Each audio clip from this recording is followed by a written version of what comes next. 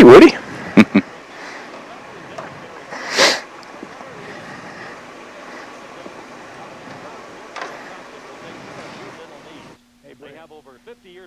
Yes, sir. I'm here. Good. Hey, Steve Lee. I'll tell you what, I'm almost as good as Steve Robay, if anybody can be that good.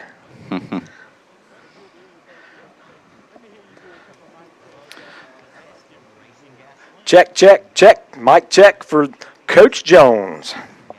Check one, check one, check one, check one, check one.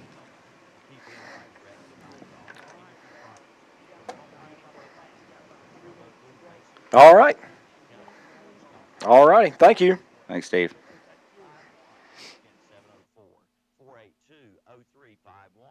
Get your Turbo Blue Racing gasoline today at Energy Direct, located at 1906 East Dixon Boulevard, Shelby, right across from the Cleveland Mall. Come in and register to win the world's largest Christmas stocking at Medical Center Pharmacy in Cherryville, at Allen's Drugstore in Stanley, and at the Falston Pharmacy in Falston. It's huge, filled with tons of toys. No obligation to buy. Just come on in and sign up. It'll be given away Thursday, December 22nd. And don't forget to get your flu shot while you're there.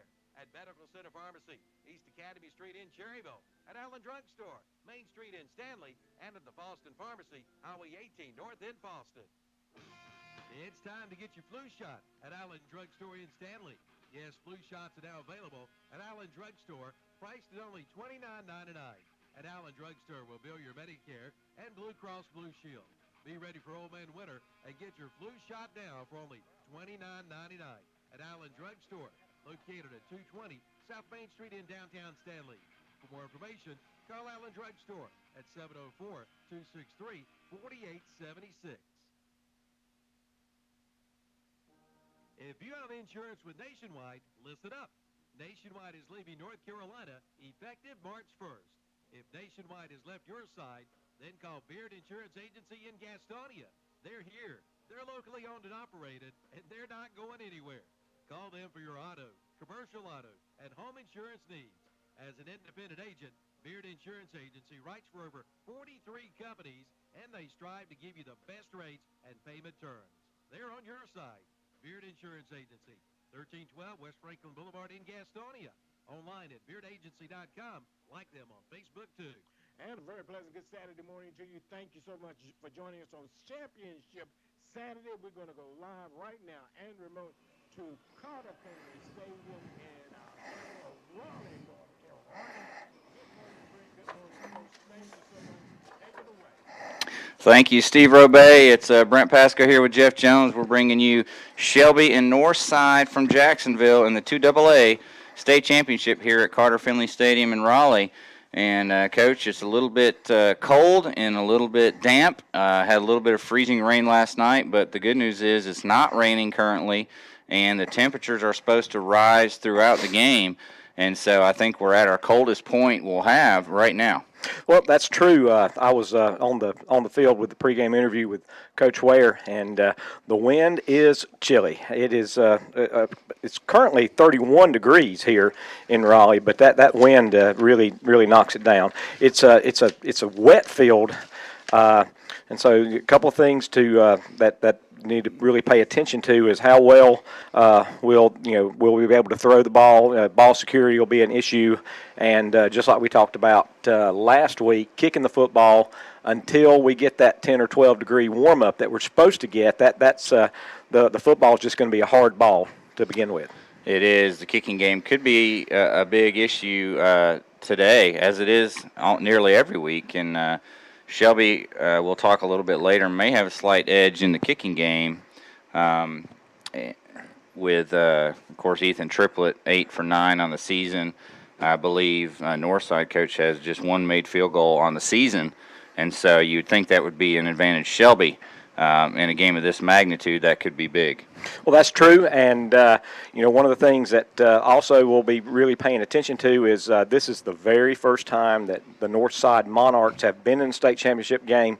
When I was on the field, one of the things that I really noticed was that the Golden Lions came out and they were businesslike. I mean, they were obviously excited to be playing in this game, but they came out and it was just like any other pregame, and I wasn't on the side of the field with Northside, but just knowing from personal experience back when I coached, when you take a team that hadn't been to this venue ever, one of the first things you do is you kind of get wide-eyed and you look around, and it takes just a little bit of time to get ready to play in this venue.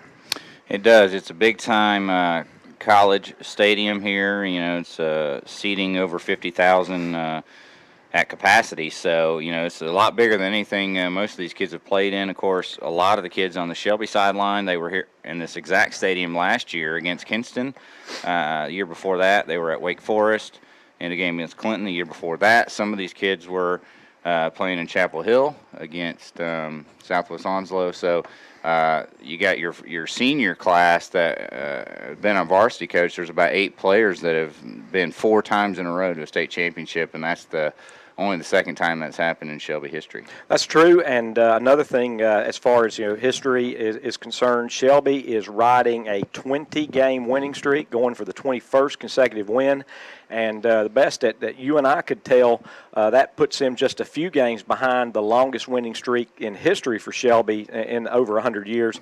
The longest winning streak was 2005, 2006, and into the first 2 games of 2007 when the Golden Lions won 23 straight games, and this team could get to 21, and that's a great accomplishment as well. It is setting the stage. Northside from Jacksonville, North Carolina, the Monarchs. They hail from the East Central 2A Conference. Their colors are navy, Vegas, gold, and white. Today they're going to be wearing sort of a Penn State look. They'll have navy shirts with white numerals and white pants, and then a white helmet with a blue stripe. Coach, from our view, almost looks just like the Nittany Lions. Very similar to Nittany Lions. If you're close enough to actually see the helmet, there's a gold stripe down the very middle of the helmet, I think, and there is a lion on their helmet, but it's like the French royal lion. I think that's the Monarchs as far as the king is concerned, and so but they do from a distance. They look very similar to Penn State. Golden Lions will be wearing their all white pants, white jersey, black with gold trim on the numerals, and of course the one constant, the old gold helmet. Shelby will be the visiting team. However, will be on the home sideline, which is on our side of the field of the press box, and that's nice to have Shelby on our side of the field. But we will be the visiting team, the visiting teams tonight. So we'll be in the all-white jerseys. Shelby coming in 15-0 on the season. Northside 12-3. This is the Bill Shuford Heating and Air Conditioning pregame show. We're going to take a 3-minute break on our broadcast. We'll be back, and we'll start talking about the keys to the game. We'll do that right after this break. At Family Auto Sales in Shelby, you are treated like family. Medical Arts Pharmacy is your locally owned independent hometown pharmacy. Unlike the big chain stores, Medical Arts Pharmacy calls you by name and treats you like family and friends, not a number. Medical Arts has more National Board certified technicians and personnel than other pharmacies to keep down your waiting time on prescriptions. Online refills at medicalartsofshelby.com. Medical Arts Pharmacy, 108 Grover Street near the hospital in Shelby. Call 704-487-8068.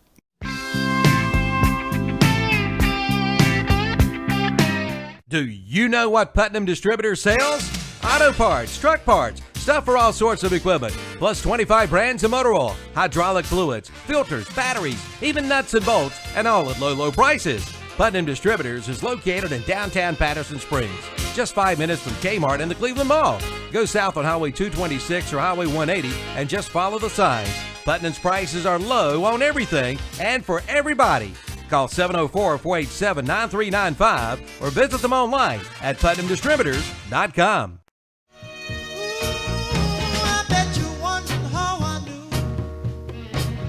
Here, lizard.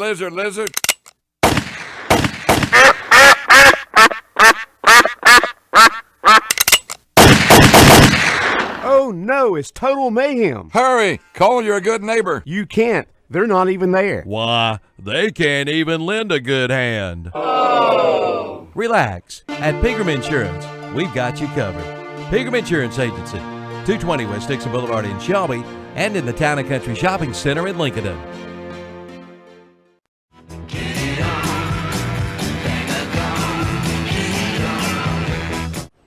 Kick off the savings at SNR Auto Sales in Shelby. Check out their huge selection of late model pre-owned cars, trucks, SUVs, and more. Ask about how you can buy here, pay here at SNR Auto Sales in Shelby. Visit the website for the complete inventory at srautosales.com. And pick up this week's What's Up Shopper and play the SNR Auto Sales Sports Trivia. You could win a free meal from the new Creekside Clock. That's SNR Auto Sales, 408 South Post Road in Shelby, the home of the satisfied customer.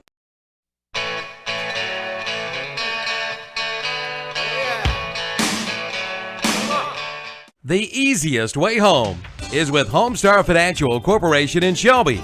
Bob Webb invites you to come in and talk with one of their financial specialists about your new home, from conventional loans to FHA to VA and to USDA. And all loan programs are available to qualified buyers. Homestar Financial manages the entire mortgage process with outstanding customer service that produces a high level of customer satisfaction. Find out more today. Visit Homestar Financial Corporation, 306 East Dixon Boulevard in Shelby, or call 704-482-2588.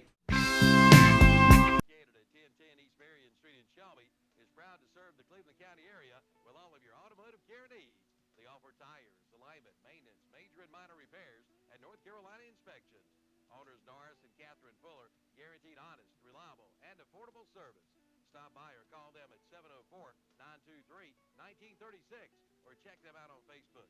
That's Fuller Automotive Care, 1010 East Marion Street in Shelby. And remember, to God be the glory. Future Energy Company in Shelby has the fire that you desire. Wintertime is just around the corner. Come on in now and get ready with a new set of gas logs or a Manesson fireplace insert, plus wood and gas stoves. Ready for fun? Then see the all-new Green Mountain pellet grills. And, of course, you get the ultimate cooking experience with a big green egg. Future Energy Company has the Yeti and K2 coolers for those tailgate parties. Plus, they carry all your fireplace screens and doors, gas log parts, tools, and accessories. For the fire you desire, see Future Energy Company, 130 West Graham Street in Shelby, and online at futureenergyco.com. And we're in the middle of Championship Saturday. Before we go back to Carter Finley, we're going to run out to the Ronaldo Auto Mall where Calvin and Mr. Perkins do a break right here in the pregame show. Calvin. Want to cut your heating and cooling costs? With a high-efficient York heating or air conditioning system, you can save up to 50% on energy costs while enjoying more consistent temperatures throughout your home. Call Settle Heating and Air, your local York dealer, 704-481-1788. And schedule a free evaluation of your system and learn how you can move up to a new level of comfort and efficiency. Settle in with comfort with York and Settle Heating and Air. Online at settleinwithcomfort.com. You don't have to, but if you got a moment, stop and get some needy child a gift or some, non-perishable gifts, food, bring it on into us. They'll appreciate it. That's right. We'll try to fill up the back of this year big GMC truck in here. Filled it up this morning, didn't I you? tell you, we sure did. Did a good job. All right, folks, coming out at 6, let's get back to the stadium up in Raleigh for a Shelby game coming up at 11:05. And we're at Ronaldo Auto Mall, 4423 East Dixon Boulevard in Shelby. Back to you, Steve. Thank you, Calvin. Thank you, Mr. Perkins. And we will go live right now to Brent Pasco and Coach Jeff Jones at Carter Finley Stadium in Raleigh, North Carolina. Thank you, Steve Roberts. This is Brent Pasco and Jeff Jones. We're here at Carter Finley Stadium. It's the 2AA state championship game with the Shelby High Golden Lions taking on the Northside Monarchs out of Jacksonville, North Carolina. And, Coach, we talked about it. It's a little bit chilly down there on the field, a little bit soggy. Had some freezing rain last night. We came up yesterday because we didn't want to have to deal with the potential issues of the driving conditions. And so we're here as the fans are starting to make their way into the stadium, and it's championship football today.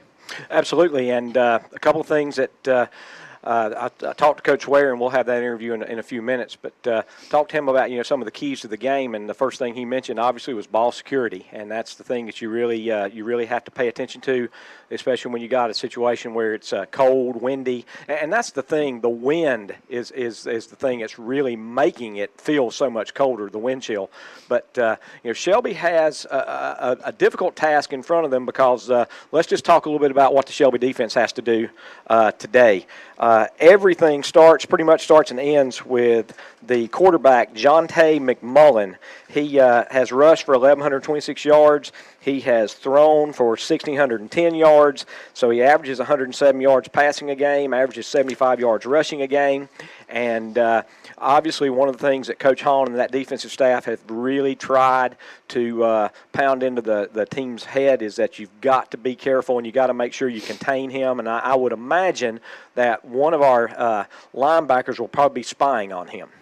Yeah, there's no doubt they'll spread it out. They have two good running backs behind McMullen, and they have a good receiving core that goes 5 deep, much like the Golden Lions. They're going to be a difficult team to stop. And their defense is not so bad either. During a 6-game winning streak, they've given up 7, 0, 6, 7, 14, and 7. So you're talking about some pretty impressive defensive numbers, and that's against the likes of Southwest Onslow, Randleman, Bunn, who was in the 2AA state championship game last year, Clinton, who was undefeated going into that game, and East Duplin, who had 1 loss going into that game. So you're talking about teams that they have given up 7 points or less, or 14 or less, against some teams that are really good offensively. So Monarchs defense has been really stingy here in this playoff run. That is true. And the other thing about the Monarchs offense is they run about 9 running plays, but they run them from about 16 different formations. And the thing that can really be bothersome is when you're running up against a team that lines up in multiple formations, what they're looking for is they're looking for a mistake in your defensive line and the way you line up, because a really simple running play, if you don't line up correctly, can become just a huge gaping hole. And they do have the speed to make a 5-yard run into a 90-yard run. They do. As you look down at their stats, Jeff, the quarterback, McMullen, 1,126 yards rushing. He's got 17 touchdowns, and he averages over 6 yards a carry. But you don't stop there. You go to Jaquiz Kuntz. He's got another 1,022 yards at almost 8 yards a carry and 15 touchdowns. And then if you can't stop him, Dwayne Washington's got another 922 yards at 5.3 yards per carry. So they've got really 3 strong running backs, 2 over 1,000, another over 920. And when they're in short yardage situations, they've got a fullback who's a really good blocker, number 20, Jaquavis Wooten. He has only 12 carries, but he's got 80 yards, and so he averages 6 and 2/3 yards per carry. And and most of the time he's carrying it, it's in a short yardage situation. So when you've got a guy that has that kind of yards per carry when he's running into the teeth of the defense, he really runs hard. They do, and of course we mentioned the 5 receivers. You got McMullen's brother, Jamari McMullen, number 3, Jeray Wilson, number 5, Thomas McCaskill, number 6, Demetrius Jones, number 11, and Cameron Rogers, number 10. And 4 of those guys have over 20 catches on the season. Rogers has come on of late. He's got double-digit receptions as well. And as you look at their yards per catch, 22, 36, 18, 17. So these aren't just guys catching passes, but they're running after the catch for lots of yards. The other thing that will concern you just a bit is the size of their receivers. Jeray Wilson, number 5, he's 6'2", 182 pounds. Demetrius Jones, their second receiver, he's 6'3", 160 pounds. And had a good bit of film that we got to watch this week on Northside. And there were several times quarterback went back, threw up a jump ball, and they just went up and made the catch. And one thing you can't teach, there's 2 things you can't teach in football. You can't teach height and you can't teach speed.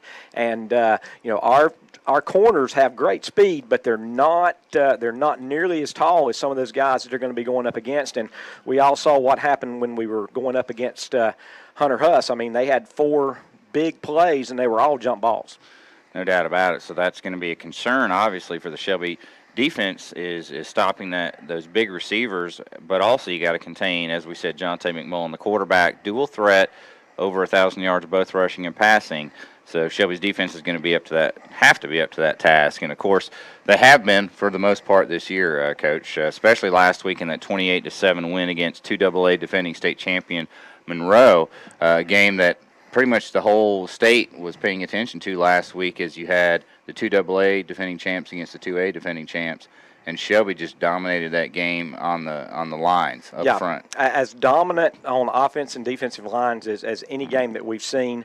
And quite frankly, I was surprised at the level of dominance. I knew we were good up front, but I was just so impressed with how well we handled the Monroe front on both sides of the ball. Shelby gave up 31 total yards last week in that game, a week after giving up the most yards they've given up this year against a Huss team.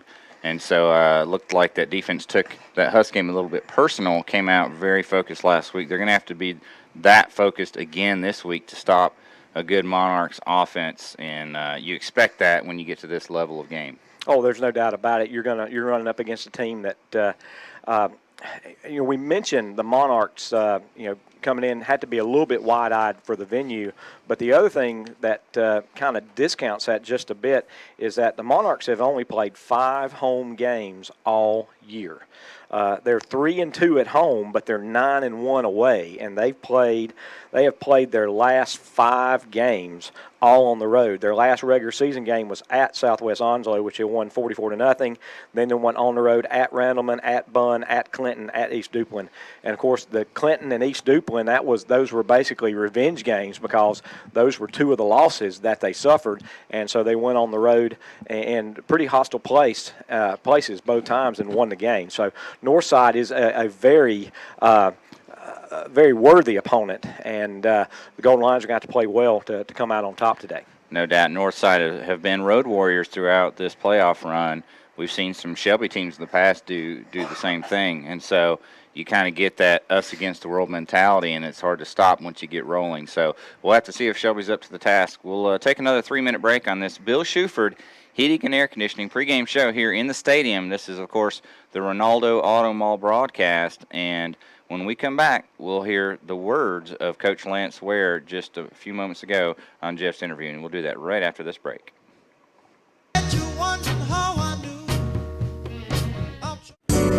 If it's time to spruce up your home, then head to Cleveland Lumber Company in Shelby. Make your home look like new. See the new display of Larson doors, plus stair spindles by Crown Heritage.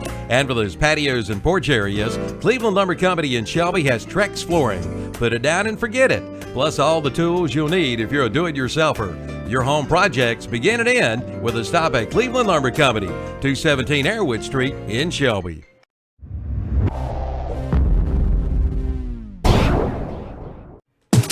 The new Honda TRX 12-volt ATV is now in stock at Honda of Shelby. Available in red or black. It's the ATV for ages 3 to 6 years old and now sell priced at only $299. Come on in and put one under your Christmas tree. While there, check out the big boy toys at Honda of Shelby. See the Honda side-by-sides, the ATVs, the dirt bikes, cruisers, and more. Again, see the new Honda TRX 12-volt ATV for ages 3 to 6 at Honda of Shelby, 4402 East Dixon Boulevard in Shelby. Call 704-487-7261.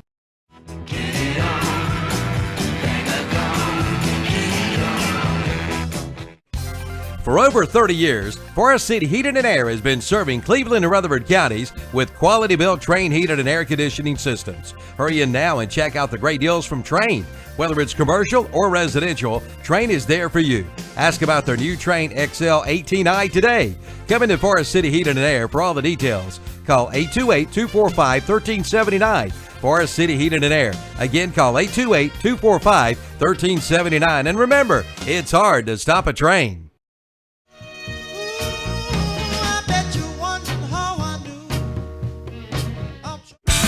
At Marburger Chrysler Jeep Dodge Ram in Shelby, they do the deals that the other guys just won't.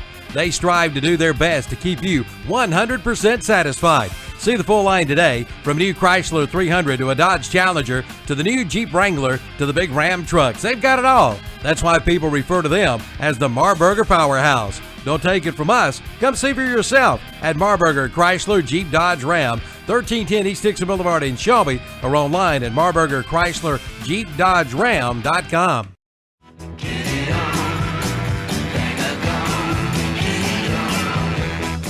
The American Standard Excessive Celebration Cell Conditioning pregame show. Just a few moments ago on the field, Jeff was able to catch up with Coach Lance Ware.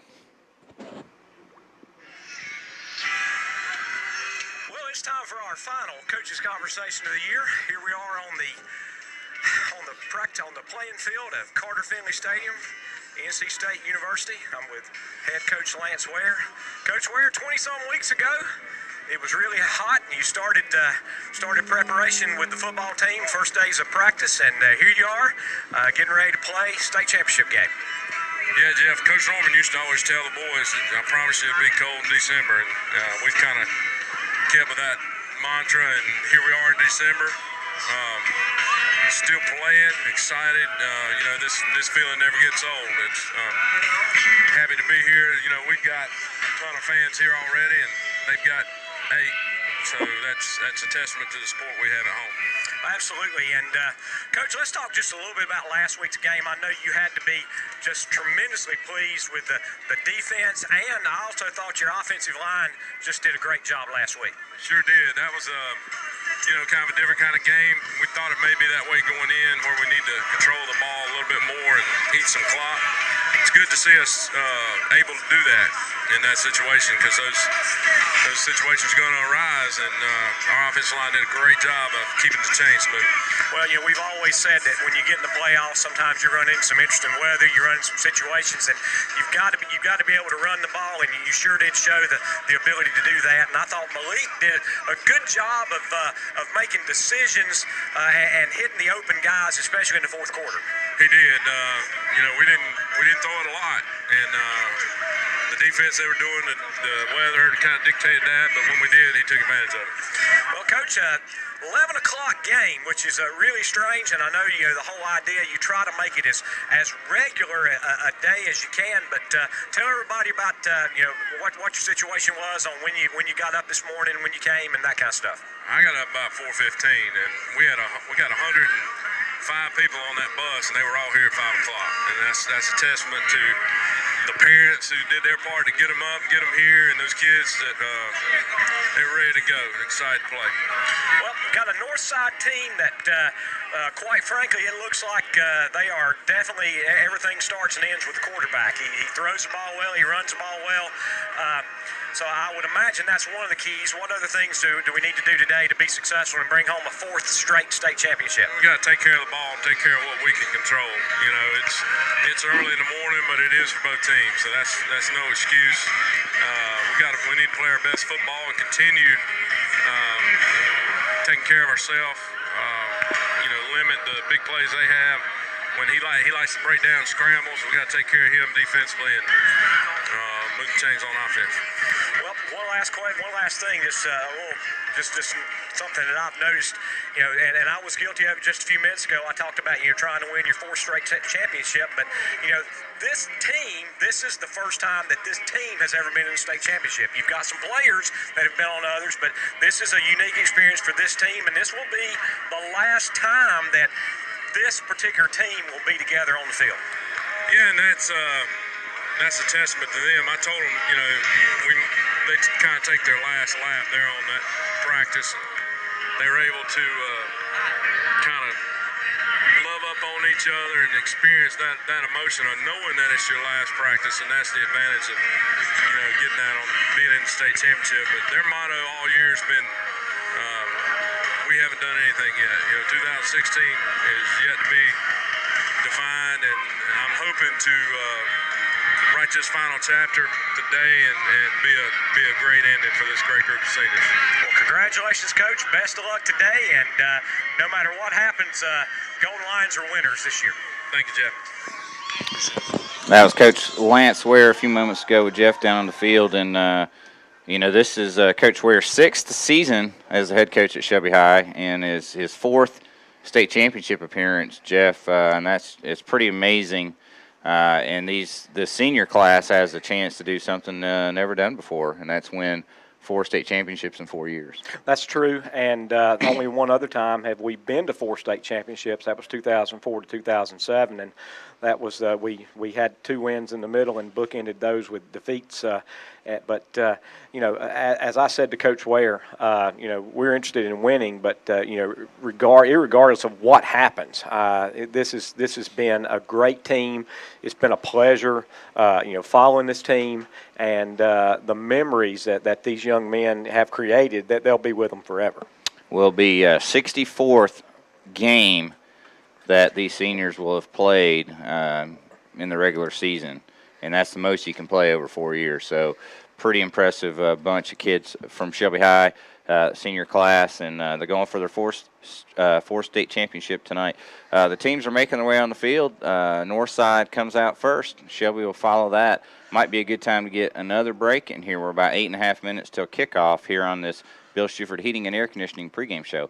Let's do that. We'll come back with our West End Sales players to watch and our Jam and Jay's Pizza Factory opening kickoff. We'll do that right after this break. Has been extended at Bill Shuford Heating and Air in Shelby. Now you can still get 0% APR financing for 36 months or get up to $1,100 with the purchase of selected American Standard qualifying equipment. Call Bill Shuford Heating and Air for all the details at 704-484-0025. Again, 0% APR financing for 36 months or $1,100 cash back with the purchase of selected American Standard qualifying equipment. At Bill Shuford Heating and Air, 217 Campbell Street in Shelby, your American Standard heating and air conditioning dealer.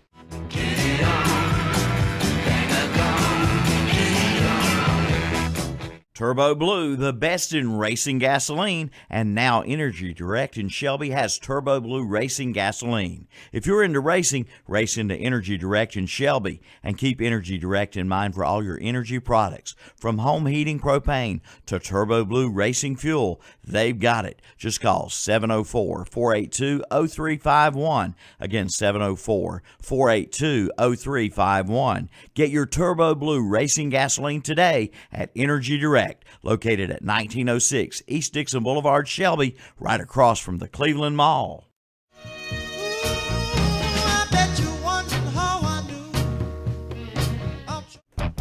The new Oliver's Hardware and Garden Center is not just a hardware store. Come in and see for yourself. You'll find great local products at great prices, from general store merchandise to landscape supplies to fire pits too. And they carry all types of animal feed.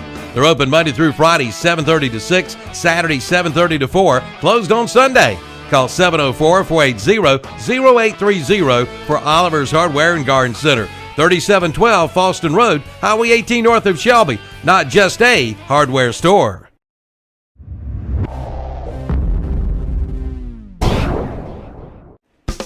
Silver Point Homes in Lincoln and wants you to know there's never been a better time to purchase a new home. First, interest rates are going to increase. Purchase your new home from Silver Point Homes now and save big on the life of your loan. Second, the building market is picking up quickly. Pricing and demand on building materials are still low, but won't last long as the economy improves. Visit the knowledgeable staff at Silver Point Homes in Lincoln and find out how you can become the owner of a new, beautiful home. New model homes now on display at Silver Point Homes, 2125 East Main Street in Lincoln.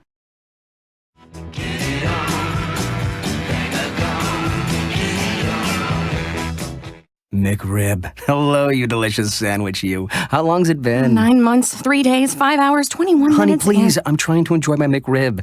Wait a minute, how'd you know that? Because I've been waiting that long, too. I love you. Wait, me or the McRib? The wait is over. The delicious McRib sandwich came back because of you. So come to McDonald's and enjoy its unique flavor that you love so much before it's gone again. Limited time only at participating locations.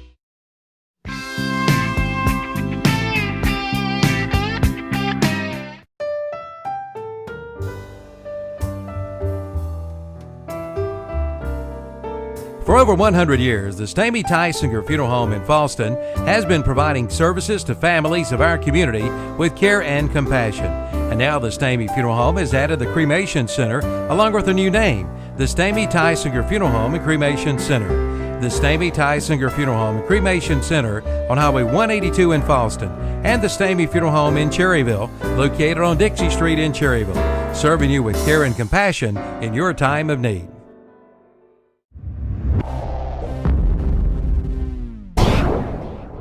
Considering hardwood flooring for your home? Then head to Flooring America in Kings Mountain or Carpet One Interiors in Ranlow.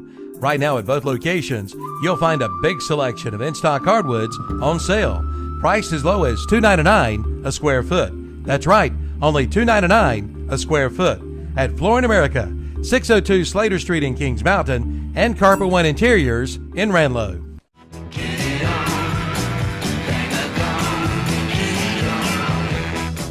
We all hear about how good the barbecue is in Lexington, Greensboro, and in eastern North Carolina. But here in Cleveland County, we all know that the best barbecue is here. At Austin Bridges Barbecue, Kent and Linda Bridges and their family make sure the staple of their restaurant is the best barbecue. Your choice, pork, beef, or chicken, plus delicious sides, such as slaw, beans, fries, and hush puppies. The best since Alston and Mabel opened in 1955. Austin Bridges Barbecue, 620 Grover Street, right here in Shelby.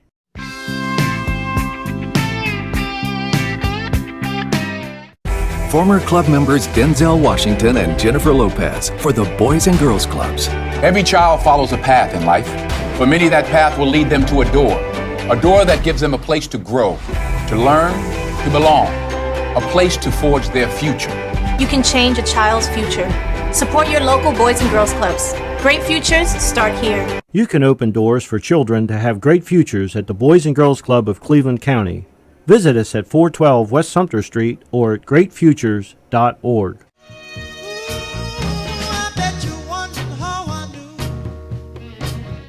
Hi, this is Woody Durham for Doctors Doug Stroud, Jim Wilson, and Craig Thompson at Family Dental Care in Shelby.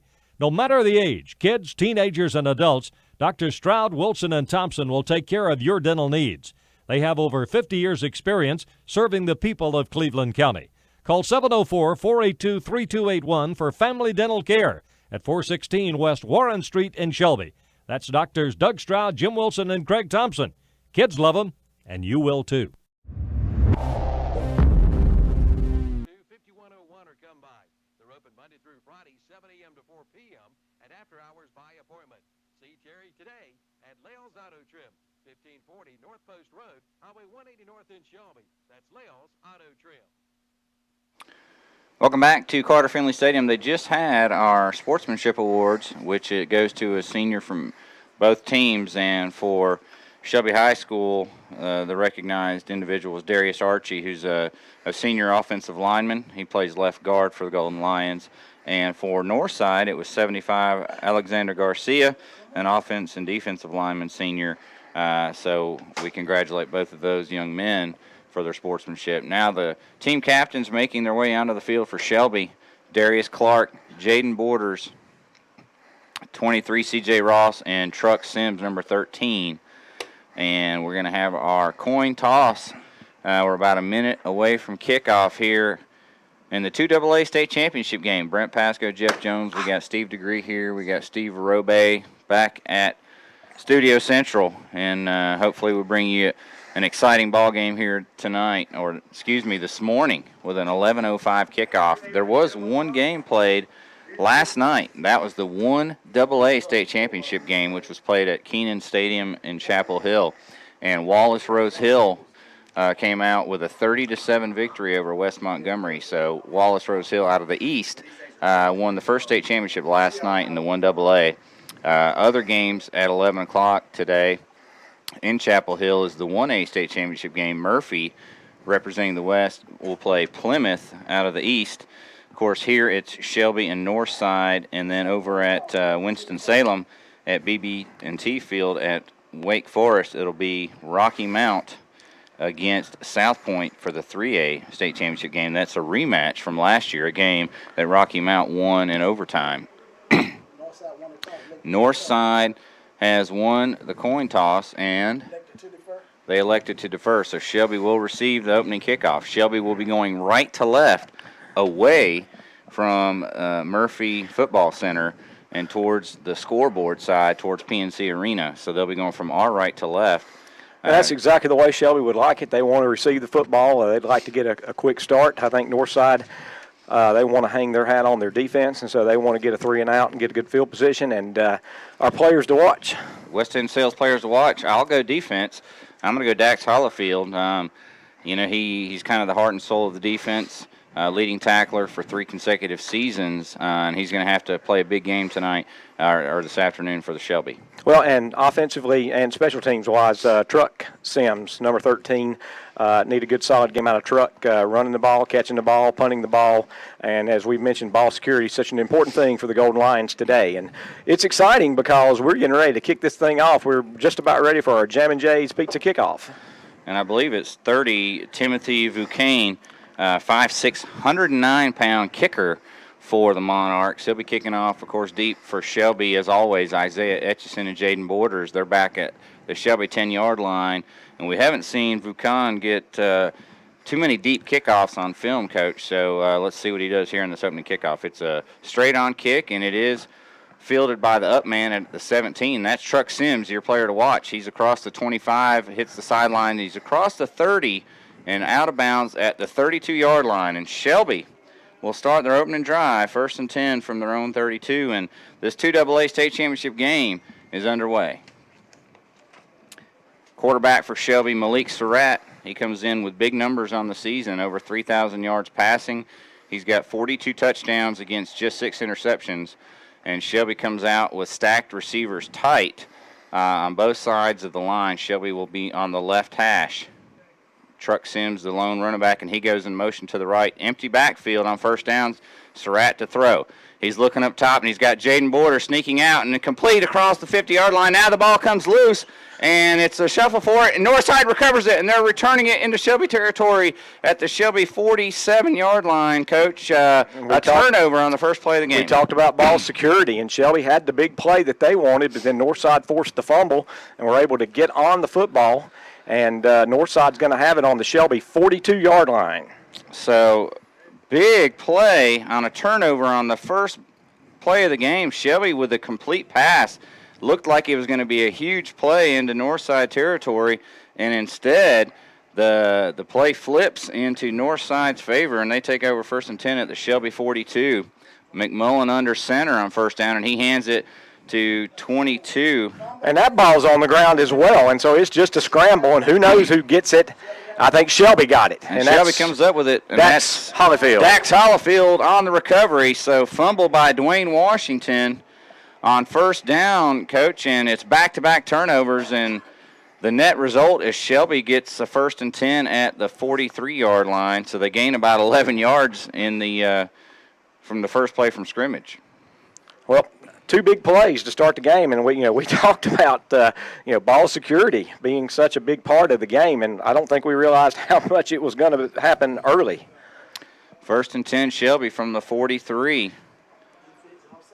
And hard count, just about got an offsides call, but didn't. Now Shelby spreads it with 4 receivers and a handoff to Truck Sims. A big hole. He's across midfield to the 45, 40, 35, 30, and he's behind the defense, and from behind he's going to be taken down, and the ball comes loose and then recovered, but they say he was down at the 3-yard line. 1st and goal, Golden Lions. Well, 2 big plays offensively, and I think that was the correct call. Truck took it all the way to the ground. Now, I almost wish they had called it a fumble because one of the Golden Lions picked it up and walked into the end zone with it. But either way, it's 1st and goal Shelby on the north side 3. 54-yard run by Truck Sims. 1st and goal Shelby, and it's a handoff to Devin Gillette over the right side. Touchdown Shelby as he goes in from 3 yards out, and the Golden Lions are on the board first. 6-0 with 11:12 to go, first quarter. Coach, that was not exactly how we drew it up, with a fumble after the reception by Borders, and then the defense comes up with a big fumble recovery. But net result is Shelby's got 6 points on the board with under a minute gone in this first quarter. Well, it was 2 great running plays, gaping holes both times. Ethan tripled on for the point after. Darius Fuller to hole. And the kick's up and good. And Shelby leads 7-0 on the Medical Arts Pharmacy scoreboard. Back in 30 seconds.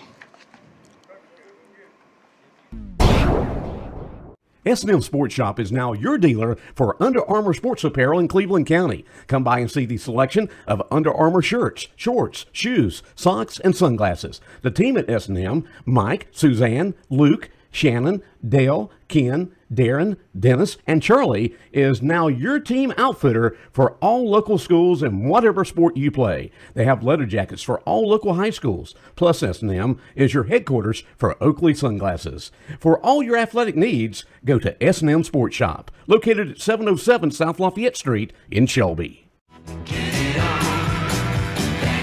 Shelby strikes first. It's a Marburger Motors touchdown run of 3 yards by Devin Gillette after a 54-yard run by Truck Sims took it down to first and goal at the 3 coach, and Shelby strikes first as they've done often this year.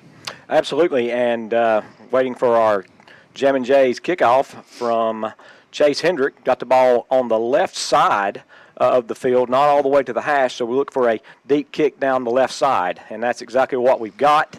Ball's going to be taken at about the 12-yard line. And that's taken by Demetrius Jones, and he's to the middle of the field before Trey Jolly takes him down at the 26-yard line. Again, I think we've noticed that the ball is just really not carrying well, which is what we kind of thought. Ethan Triplett's point after did not get to the seats, which usually happens. In pregame, we noticed he was trying a couple of 38-yard field goals, which is well within his range, and they weren't quite reaching. And that's just a situation I think he's kicking into the wind, and it's just cold out there, and the ball just doesn't carry. 1st and 10 for the Monarchs on their second series. First one lasted 1 play. It was a fumble loss by Washington. And on first down, McMullen calls his own number. There's Michael Carson and company, and they're going to get him for no gain. Yeah. As Shelby was all over that one. Well, McMullen lined up to take the shotgun snap, and he had 2 backs in front of him, and it was obvious this was just one of those plays where they were going to snap it back and let him try to make something happen, and there just was no place to go. Great job by the goal line front, no holes, and so they've run 2 running plays, and there's been nothing to be gained either one of the running plays. So 2nd down and 10 for the Monarchs. They've got the ball now on the left hash. Shelby leads 3-0 with 10:25 left in the first quarter. 7-0 Shelby leads. 2nd down, 10. McMullen in the shotgun. A flag comes out. Delay of game on the Monarchs. That's going to back it up 5 yards, and we're going to bring up 2nd down and 15 back at the 21-yard line. First penalty of the ball game. 2nd down and 15 with 10:19 to go still in the first quarter. Golden Lions, with a 3-yard Devin Gillette touchdown run, have a 7-0 lead. And Jonte McMullen, the quarterback, in the shotgun. I believe that's 22 Washington is the lone running back, and they've got 3 receivers stacked to the right. And now McMullen looks left, and he's got a receiver, and it's caught, but immediately tackled by number 5, I believe, Jalen Scott. And they're going to pick up basically 1 yard on that play. It was a nicely designed play, but made a great throw, but there's just nothing to do after the catch. So 3rd down and 14. This is where the Golden Lions really need to worry about those tall receivers. The quarterback going back and just lofting one and trying to let him make a play. And that was number 11, Demetrius Jones, on the catch. 3rd down, 14. Shelby Walkins, both Stites and Hollifield up, and McMullen rolls right. He's looking to throw. He airs one out, and he's way overshot the intended receiver, Jeray Wilson. Yeah, well out of bounds. And sports fans, it's going to take us a little bit of time at the NC State press box. You are so high, it's hard to tell where the ball's coming down. When he made that throw, we didn't know if it was going to be in the play or out of play. So we'll do the best job we can. But best news of the day for the Golden Lions is it's 4th down and 14 for Northside. Now, Northside's quarterback is also the punter, and so you've got to be careful to make sure that you don't give him an alley to run through. He's a good punter as well. He's back at his 10. It's a soft snap, and it's going to bounce at the Shelby 49, take one bounce forward and then a bounce sideways. It's going to be down at the Shelby 46-yard line, and so the Golden Lions will take over They lead 7-0, and they're going to have good field position at the 46-yard line. Yeah, that's a 32-yard punt with no return. It went about 29 yards in the air, and Golden Lions are going to take over on their 46.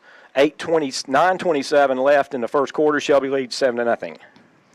Shelby with just 3 offensive plays so far. They've had a 24-yard pass play, a 54-yard run, and a 3-yard touchdown run. They did turn it over on that pass completion.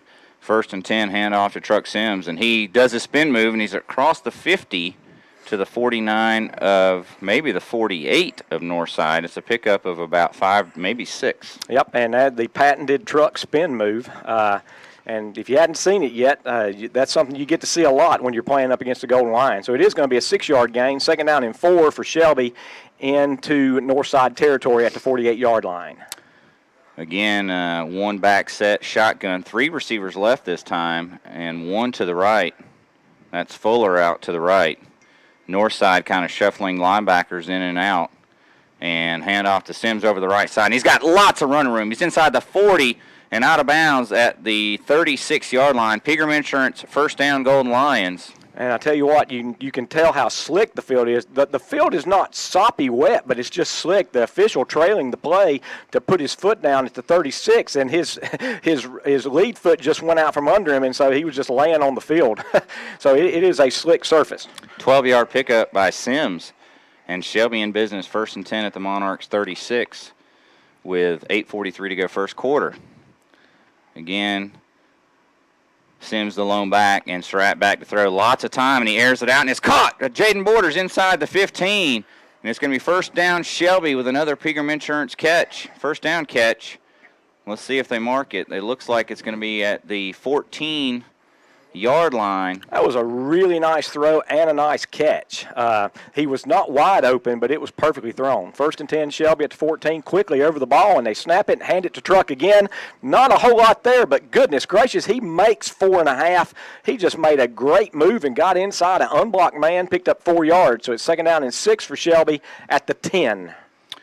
So Shelby on the move again, and Sims is having a nice first quarter thus far. That's his 4th carry. He's up near his 70-yard mark. And 2nd and 4, hard count. Monarchs look like they got a foot in the neutral zone, but no call. And now Sims will back it up. 8 to go on the play clock. Handoff. Fake. Yep, he keeps it himself, and he's hit pretty hard at the 10 and driven backwards. They're going to give him the line of scrimmage, and that's about it. Yeah, he continued to push, and I think he could have gotten to the 9, except he got slightly loose and then tried to kind of bubble back and just wasn't able to get anything. So nice play by the Monarch defense that time, and brings up a big play. 3rd and 6 for Shelby on the 10-yard line, left hash. This is a pretty rotten angle for a field goal attempt. It is. Let's see if here goes Jaden Borders in motion, and now he'll go forward. Sims back to throw. He's looking. Now he's going to tuck it. Now he's going to lob it, and it's caught by Truck Sims, and he falls into the end zone. Touchdown, Shelby. 10-yard pass play to Truck Sims, and the Golden Lions lead 13-0 on the Medical Arts Pharmacy scoreboard. Nice play by Malik Surratt there. That was an excellent play. It almost looked like Surratt was going to run the ball. He wasn't going to be able to make the 1st down, but he saw Truck Sims leak out, and he made just a nice, feathery, soft throw. Sims caught it on about the 2 and just bulldozed backwards into the end zone for the touchdown. Ethan tripling on for the point after. Darius Fuller to hold. Michael Wright to do the snap. It's low snap. Fuller gets it down, and Triplets kicks up, and it's good. Shelby 14, Northside 0 back in 30 seconds for a Jam & J's Pizza Factory kickoff.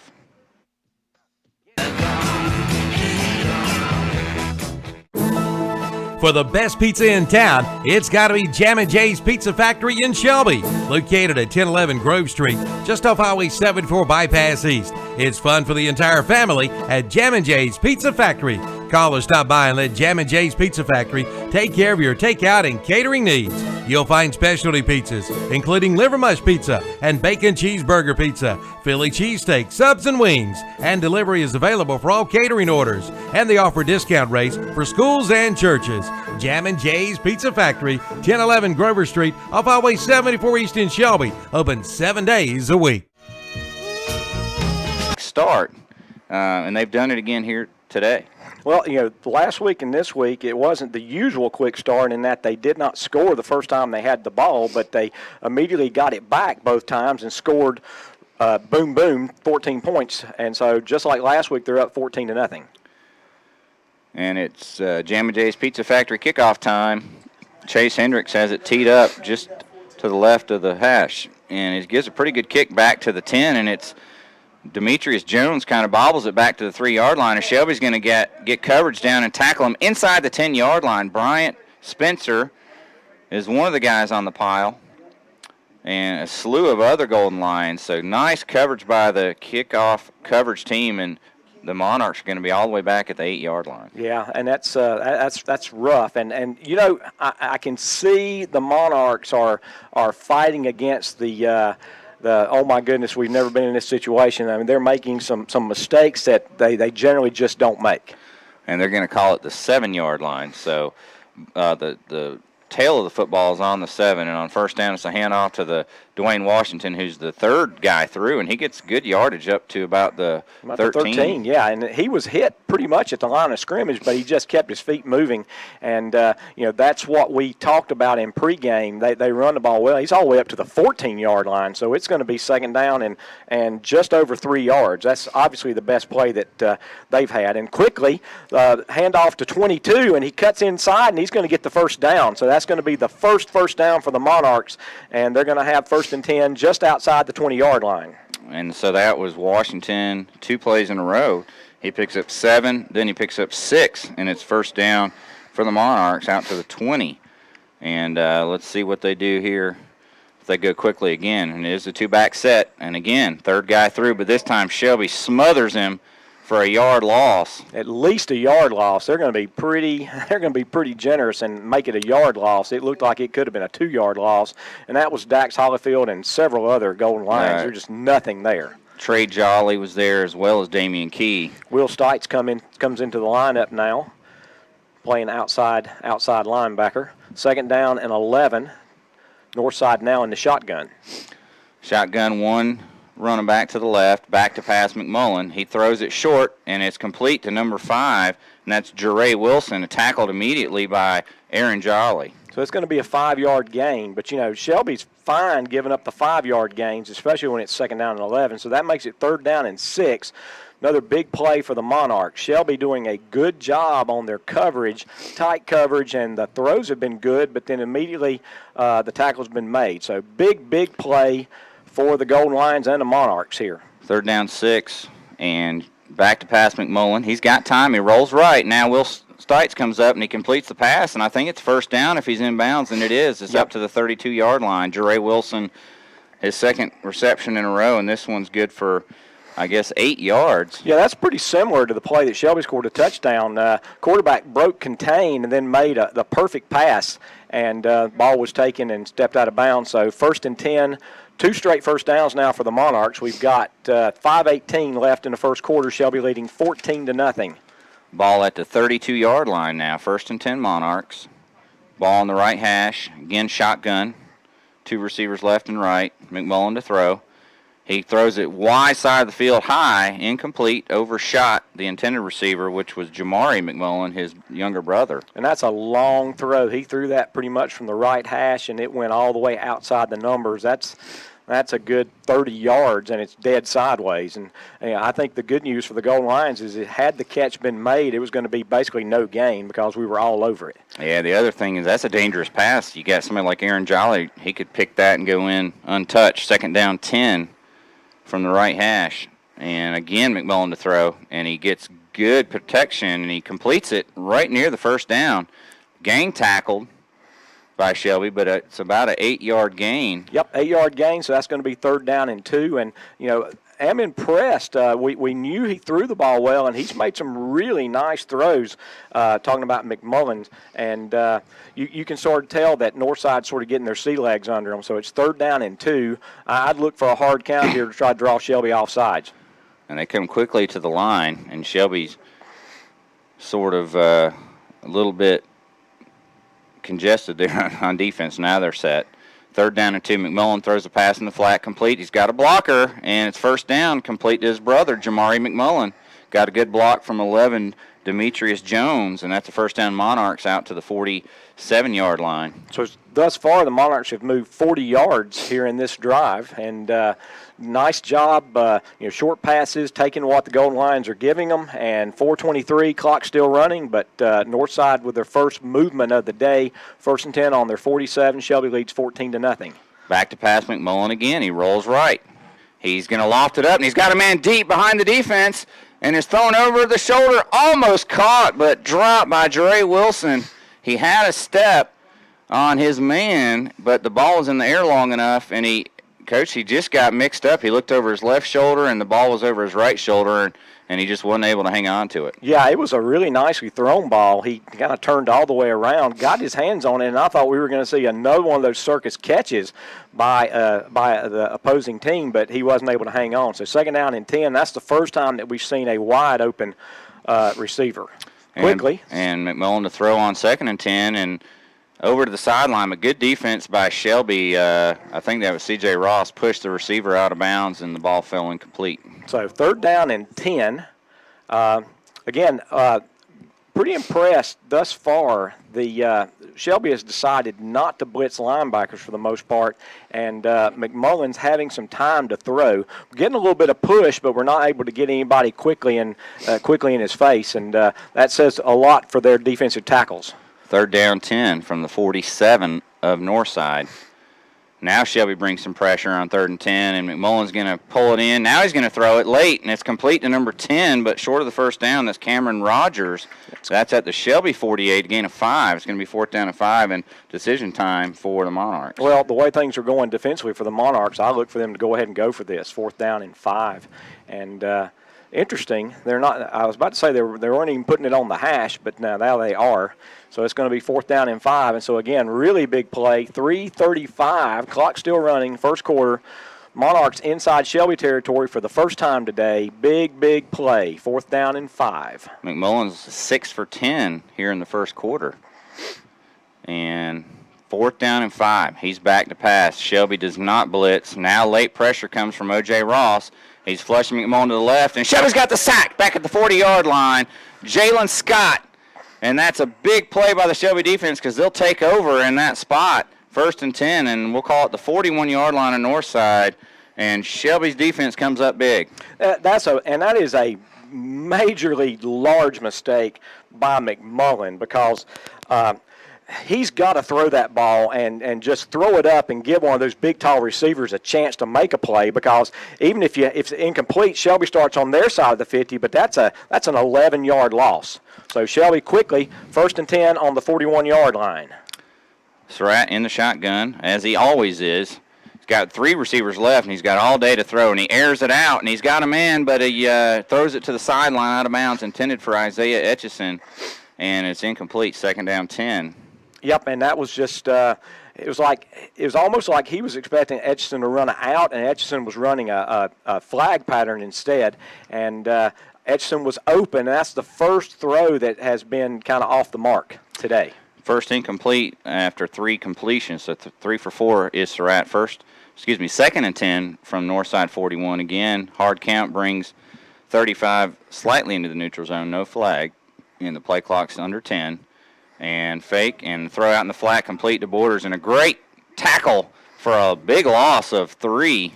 Yeah, it's very rare when Borders is one-on-one and doesn't get out of it, and that's just a great tackle. And who was that tackle? That was 5, Dre Wilson, who's kind of going both ways today, and a 3-yard loss on the completion to Borders. So 3rd down and 13, down to 2:40. Clock still running. Shelby leads 14-0 here in the first quarter, but big play. Shelby's got 4 receivers to the right, 1 to the left, and looks like we're going to be in an empty set. It's an empty set. Shelby's had some guys, and they've had success so far over the middle of the field. Shelby's got to take time out. And they do. So we'll take a 1-minute break. We'll be back with a big 3rd down play right after this.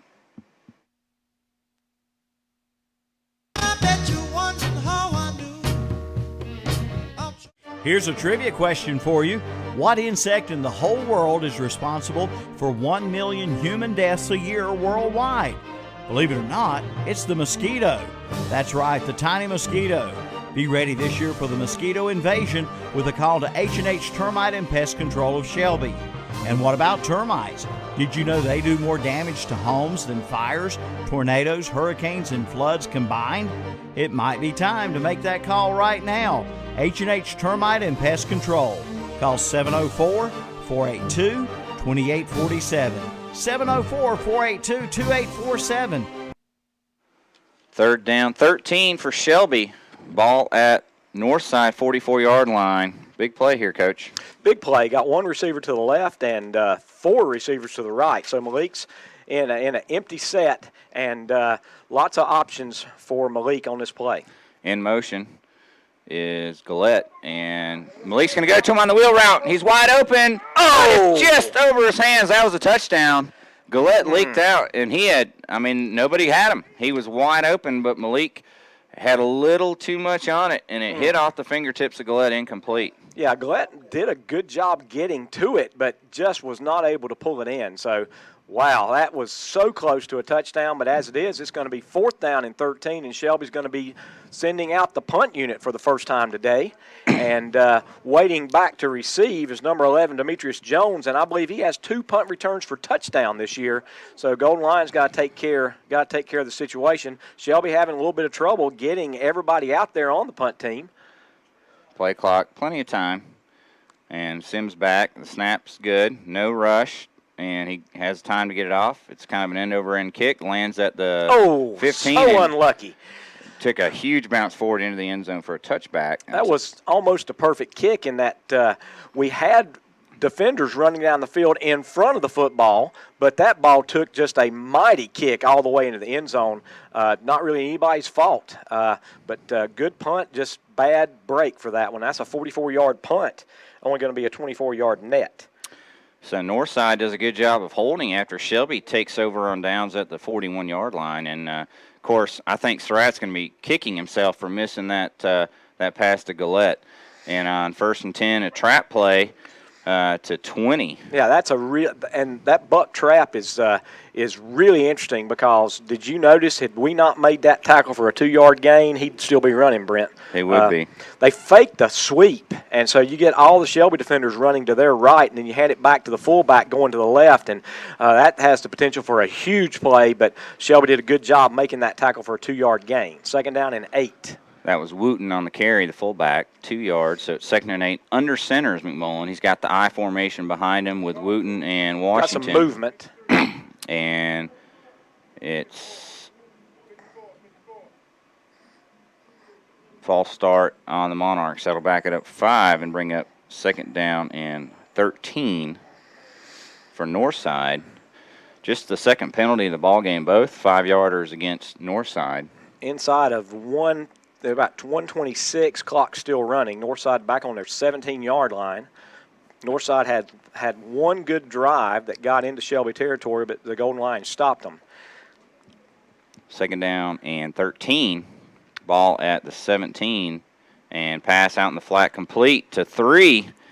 Jamari McMullen, and he gets a good block and gets all the way out to 10. the 28.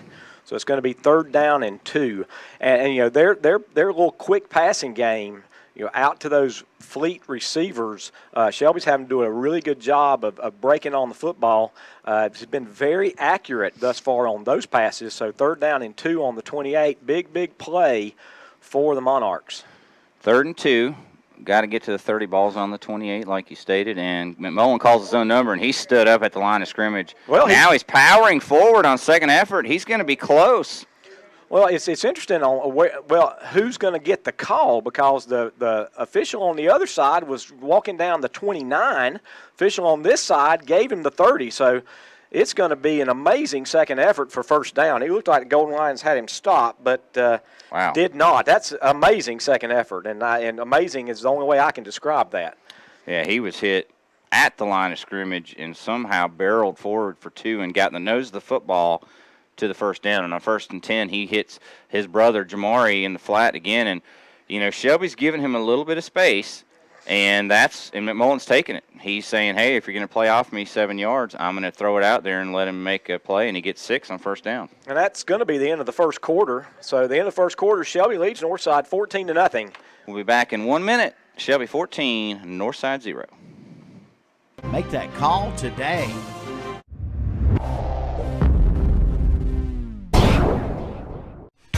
No matter what size vehicle you drive, Fastway Oil Change in Shelby can do your dirty work. In just minutes, you'll be on your way at Fastway Oil Change, featuring Pennzoil and Shell Oil products, along with a full line of synthetics. They do the big trucks too, tractor trailers, rollbacks, motorhomes, and dump trucks. And they are a full North Carolina inspection station. And they'll check your fluids, windshield wipers, and they carry Exide batteries. Fastway Oil Change, 630 South Lafayette Street in Shelby. Let them do the dirty work for you.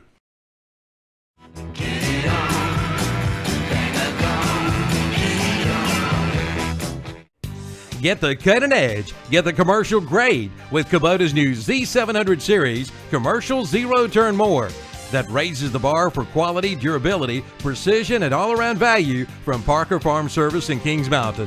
No other mower in its class even comes close. Cut with the best, cut with the Kubota Z700 with a comprehensive 2-year warranty. See Parker Farm Service, 126 Bessie Drive in Kings Mountain. Ask for the new Kubota Z700.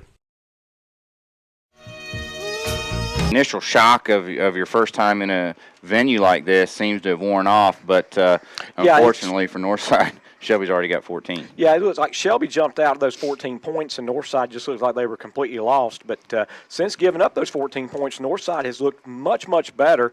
And I think we got us a football game right now. But it's nice to have that football game start when you're already up 14-0. Again, Shelby seems content to give up the short passing game tonight or this afternoon. They're giving up the little 3, 4, 5 yard passes, and then depending on stopping them on third down, and that's what Shelby's been able to do so far. Don't want to get one of these athletes back behind you, and Shelby doing a good job of keeping everything in front so far.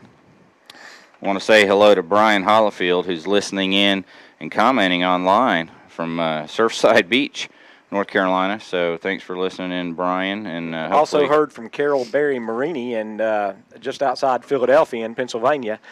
She's also listening in. So nice to have her listening in as well, and everybody that's online or listening to us on the Boss 101.5 or WHS in Shelby 1390 AM.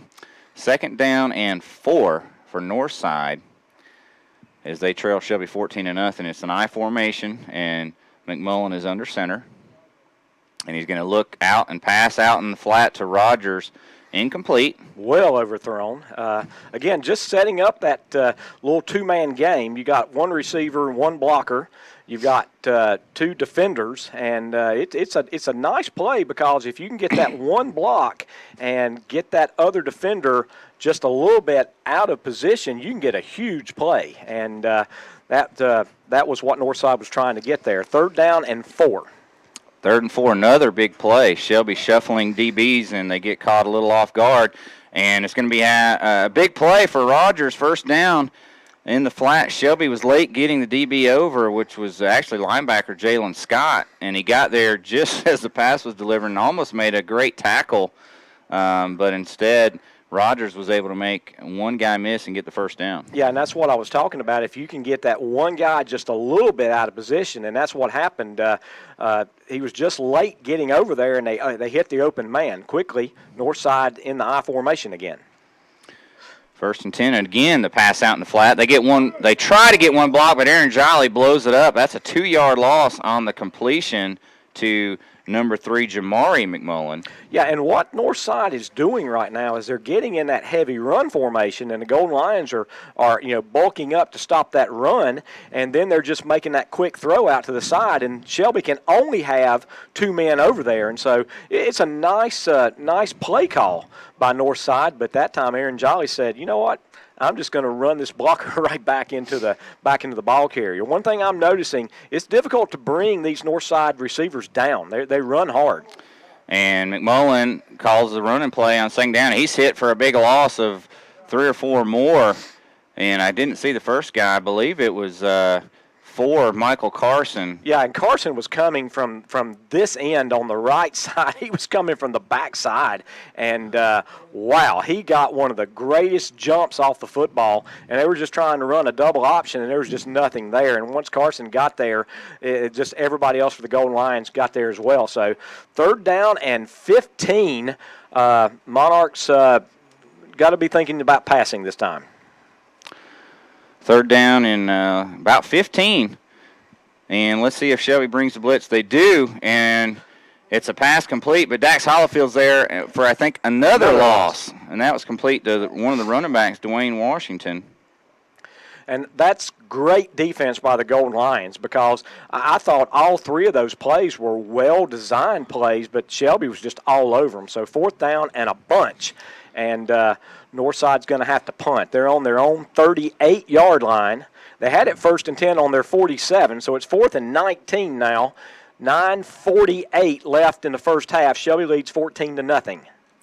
Has a 4-yard loss on that pass, and it was actually 3 straight plays of lost yardage. Punt, and it's a good one. It's going to bounce at the 20 and roll all the way down inside the Shelby 10 at the 9-yard line. Truck Sims saying maybe I should have went after that one, but, maybe a wise decision not to.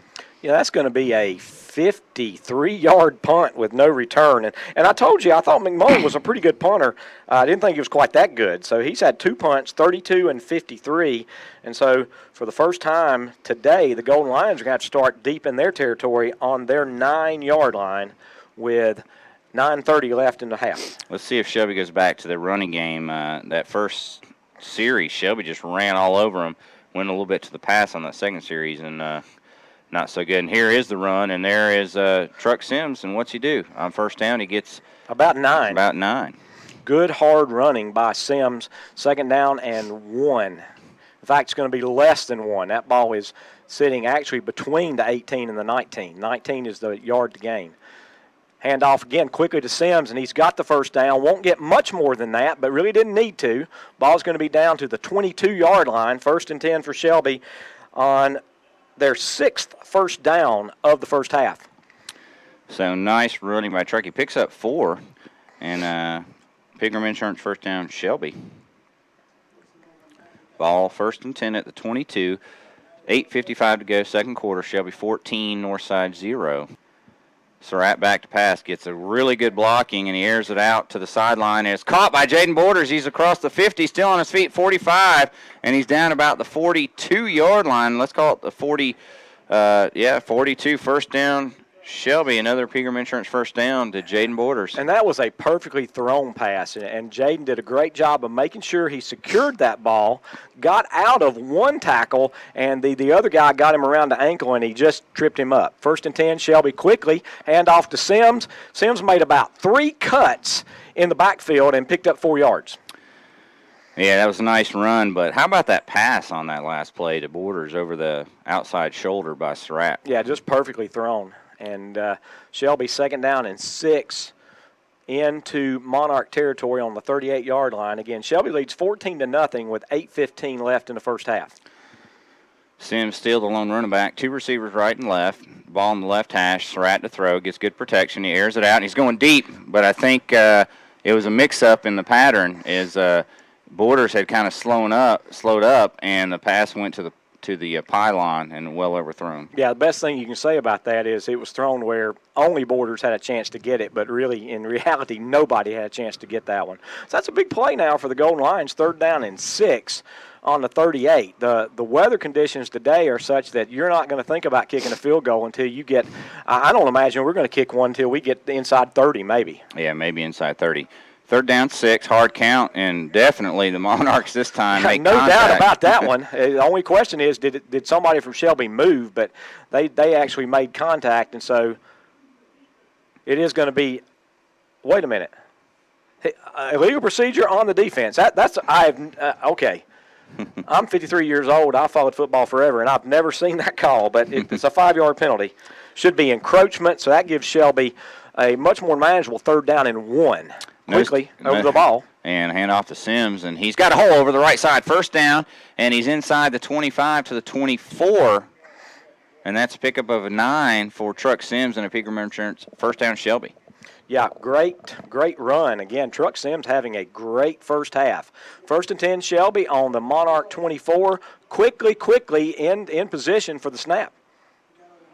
And there goes Truck Sims. He stumbles and falls. He had a hole. Yeah, he might have gone. He might have gone the distance because he had blockers arrayed all the way up the field, and I guess all you can say is maybe the 26-yard line tripped him up.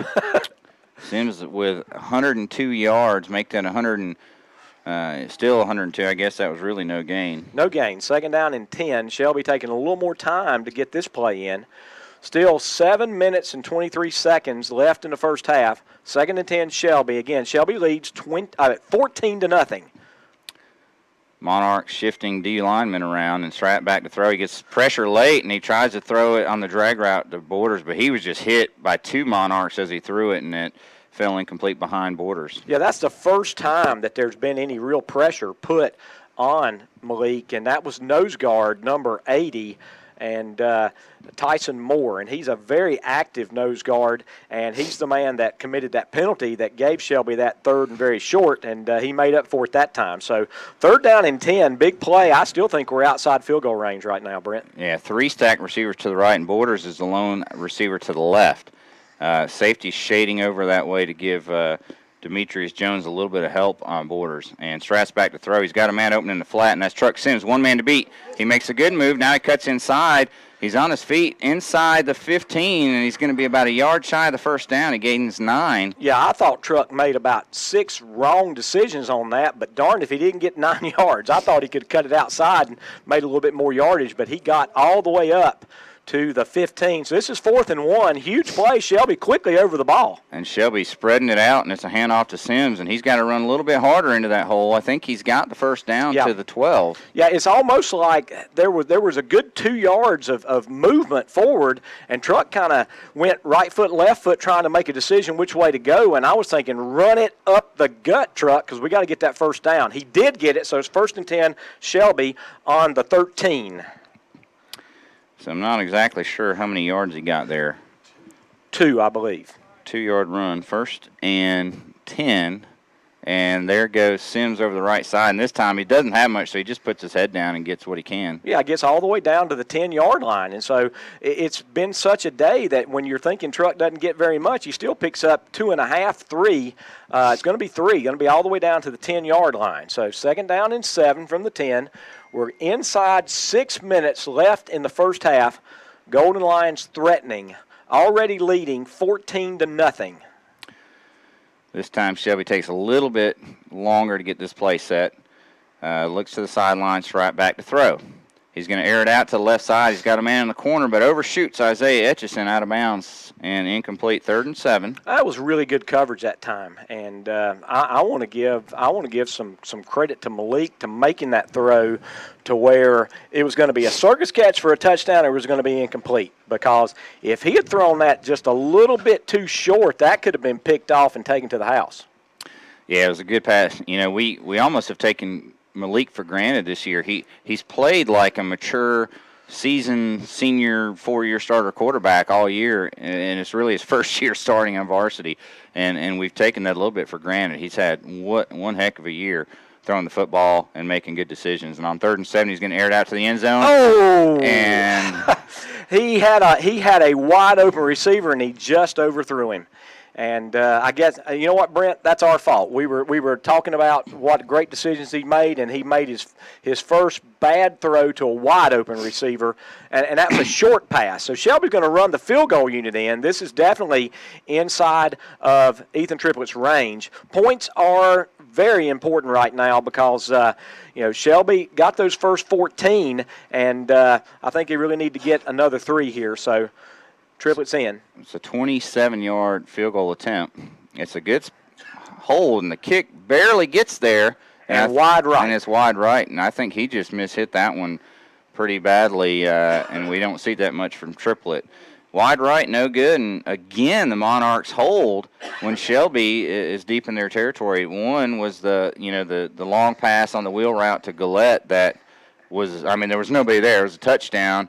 And I think if Malik had that one back, he may have aired it a little bit more and let Gillette almost fair catch it and walk in. but I don't think he realized how wide open he was. And then just a minute ago, he missed Borders, who was running sort of a little curl. And anyway, 1st and 10 Monarchs. McMullen to throw on first down, complete to Demetrius Jones, but there again is Aaron Jolly immediately for the tackle. Yeah, 2-yard gain. Again, that looked like that might be 5-6 yards, but it turns out to be 2. And 2nd down and 8 on the 22-yard line. Clock still running. We're down to 5:15 left in the first half. Shelby still leads 14-0, but got to be kicking themselves just a little bit because they've left a couple of touchdowns, let a couple of them get by. I tell you what, Northside could have been guilty of a myriad of penalties just then. They had guys running, 2 guys running off the field, and so they had to have more than 11 people in the huddle. Then they snapped the ball, and everybody was milling around, so they're going to have a 5-yard penalty of some type. But gosh, take your pick on what you're going to call on that one, Brent. Yeah, they call a false start. That's going to back it up 5 and bring up 2nd and 13 from back at the 12-yard line. 17-yard line. 17. You're right. So 2nd and 13, and as you said, clock under 5 and running. Bunch, 4 receivers to the left. And on first down, they throw it over their left, and boy, that was dangerous. They led Wilson, number 5, when he probably should have just thrown it to him in that crowd, and falls incomplete. Yeah, I'd say one of the only reasons that ball wasn't picked off was that number 5, Scott, was already grabbing one of the guys who was trying to block him, and had he been able to see that ball coming, he might have been able to catch that. So 3rd down and 13, big play again. Gold Lions would like to force a punt here. Again, 4 receivers to the left. This is where the quarterback likes to run, Brent. Scott's going to blitz from the backside, and it's thrown to the right side, and it's caught by Jones, and he fends off the cover man, which was, I believe, Jolly. Jolly would have had him about 2 yards shy of the first down, but he broke the tackle and got the first down yardage. So that's a great play by the Monarchs. And so 1st and 10 on the Monarch 37-yard line, down to 4:30 left in the first quarter, and one of the first times that we've missed a tackle. 20-yard reception, the longest play by the Monarchs here in the first half. And they've got 1st and 10 all the way up to 37. First down play, thrown out in the flat again to Wilson. And there's Brandon Davis for the big tackle for loss. 3 or 4 Golden Lions there immediately. And, that's, again, like a 4-yard loss, 2nd down and 14. I've been really impressed at how the Monarchs, even though they've had 13 to go, they've still been able to get those first downs. Monarchs have 6 first downs in the first half. Shelby only has 9 first downs in the first half. They're definitely a ball control offense, even though they've been heavy pass. It's been the short passing game, but it's 2nd and 14 after that. Big tackle by Davis. Off the end comes Carson. He gets picked up, and the pass is thrown into great coverage, but caught for first down by 5. Yeah, that's just a great throw and catch. That's a post pattern that was perfectly covered, but, sometimes you just make a great throw and a great catch. So, again, for the 2nd time today, Northside's going to be in Shelby territory at the 48-yard line. So another big catch in traffic that time for a first down, and that was by Jeray Wilson.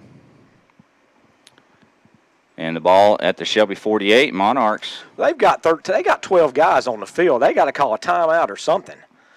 We'll take one here, too. 1 minute break. We'll be back. Shelby 14, Northside 0.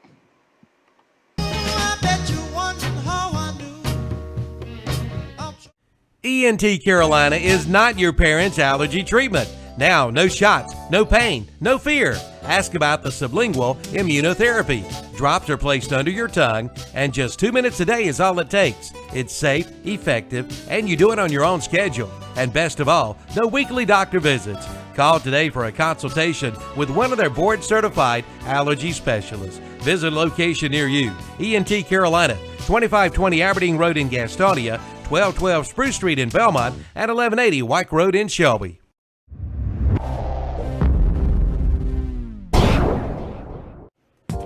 Experience, quality, and guaranteed service. That's what you get from Shelby Transmission Specialists. They do straight drives and automatic transmissions. They can repair and rebuild transmissions, and they sell parts as well.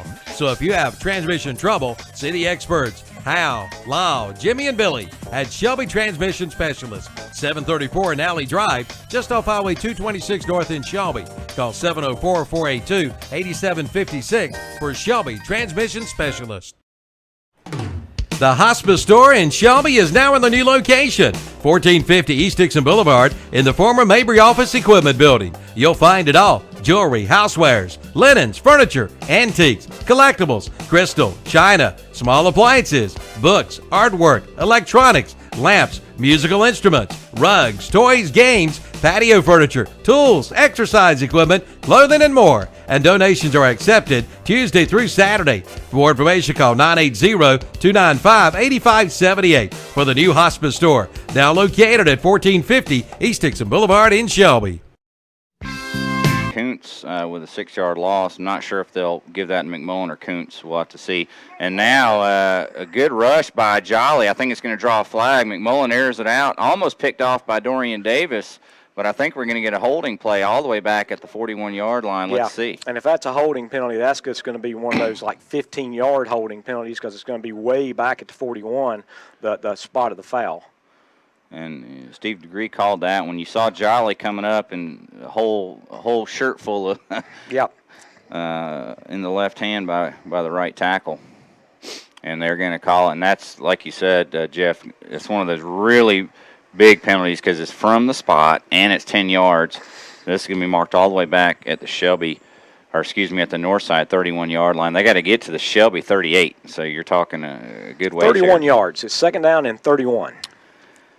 Yeah, so that was a 15-yard penalty.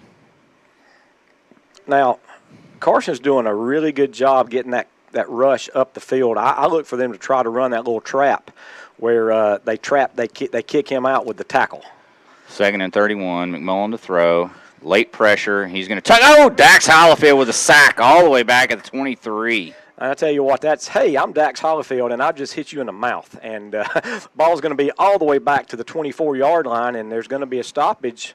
Clock's going to stop. I'm wondering if Shelby's going to take a timeout. I believe it's going to bring up 3rd and 38. It is a timeout by Shelby. And we'll take it, too. We'll be back in 30 seconds with the Golden Lions up 14-0, 2:18 to go, second quarter.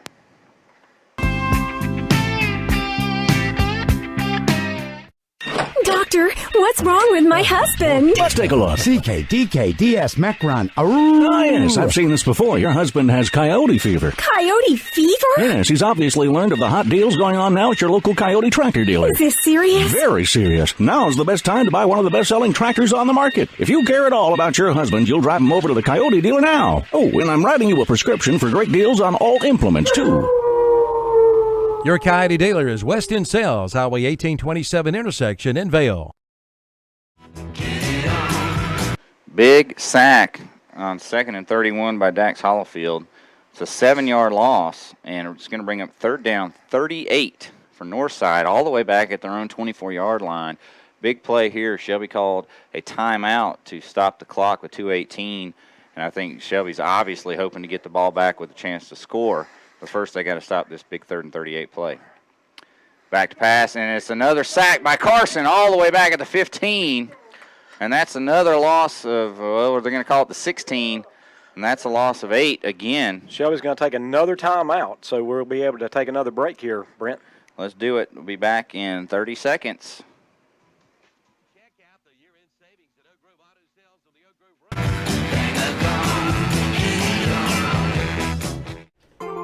Even Santa Claus needs help this year. That's why Santa visits Basic Finance in Shelby. You can get loans from $500 to $7,500 with fast, friendly, confidential customer service. Visit the new location at 306 East Dixon Boulevard in Shelby, right across from Shelby High School. Yes, Santa needs some help too at Basic Finance, open Monday through Friday. Back to Carter Finley Stadium, and I tell you, 8:30 a.m. to 5:30 p.m. Call 704-481-0111. Remember, golf on Saturday, church on Sunday. The 15-yard holding penalty and then two sacks. Now, Shelby's out of timeouts, but they're forcing a punt. The quarterback/punter is going to be standing on his 5-yard line. And one of the things we really want to do is we don't want to let that ball bounce around. We want to get that ball because we should catch it inside their territory. And here is the punt, and it does hit the ground, goes sideways, and Truck makes a good decision and doesn't touch it. Ball's going to be touched down at the 45-yard line. And so Shelby's going to start with the ball on their own, on the north side, 45-yard line. Northside gets the kickoff to start the second half, so it's really important that the Golden Lions make something happen here. No doubt about it. Shelby has come up empty 2 times in a row deep in Monarchs territory and had, 2 open receivers for a touchdown that they just couldn't hook up, off the fingertips type thing. So let's see if Shelby can finish this one off. 1st and 10, 2:01 to go, first half. Surratt rolls left, and he's going to air it out, and he's got a man, and it's Etchison, and I believe he makes the first down catch for a Pregame Insurance first down, and he does. And goes out of bounds to stop the clock.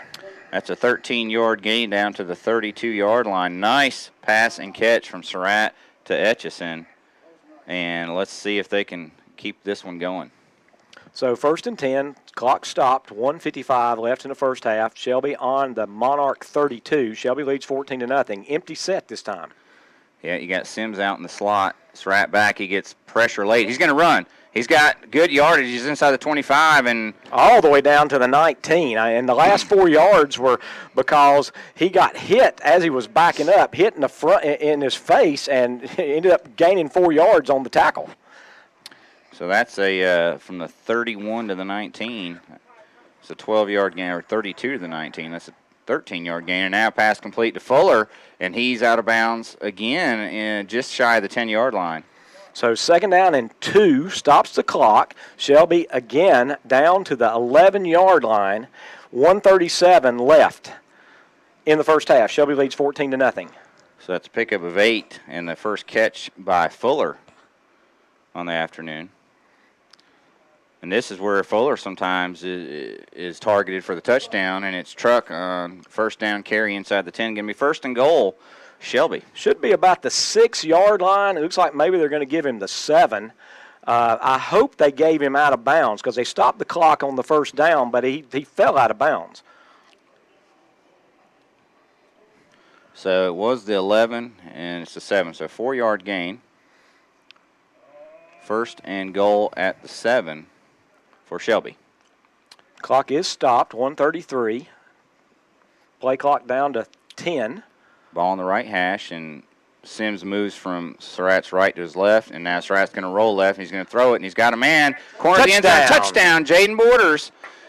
So Marburger Motors touchdown pass, 7 yards. This one from Surratt to Borders. They've done that a few times over the last 4 years, or at least several guys to Borders, but over 20 times this year, those two have hooked up for touchdowns. So 1:28. Didn't take very long, did it? Didn't take long. Almost left the Monarchs some time now. Tripling on for the point after. And it's good. So with 1:28 to go, first half, Shelby 21, Northside 0. Back in 30 seconds for another Jam & Jay's Pizza Factory kickoff. $600 down delivers. That's right, $600 down delivers at Blanton Cars in Shelby. If you're looking for the best deal on pre-owned vehicles, come to Blanton Cars and pay $600 down on selected vehicles. Blanton Cars makes car buying simple. All you need is proof of residence and income. Buy here, pay here at Blanton Cars in Shelby. Visit one of the 2 locations, 325 West Dixon Boulevard in Shelby and 1711 East Dixon Boulevard in Shelby. Online at BlantonCars.com. Shelby calls those timeouts, Jeff, to get the ball back. And what do? They score in less 33 seconds. 33 seconds. So now they've given Northside a minute 28 to maybe try to get some points on the board. Well, it's important to get good kickoff coverage again. 21-point lead.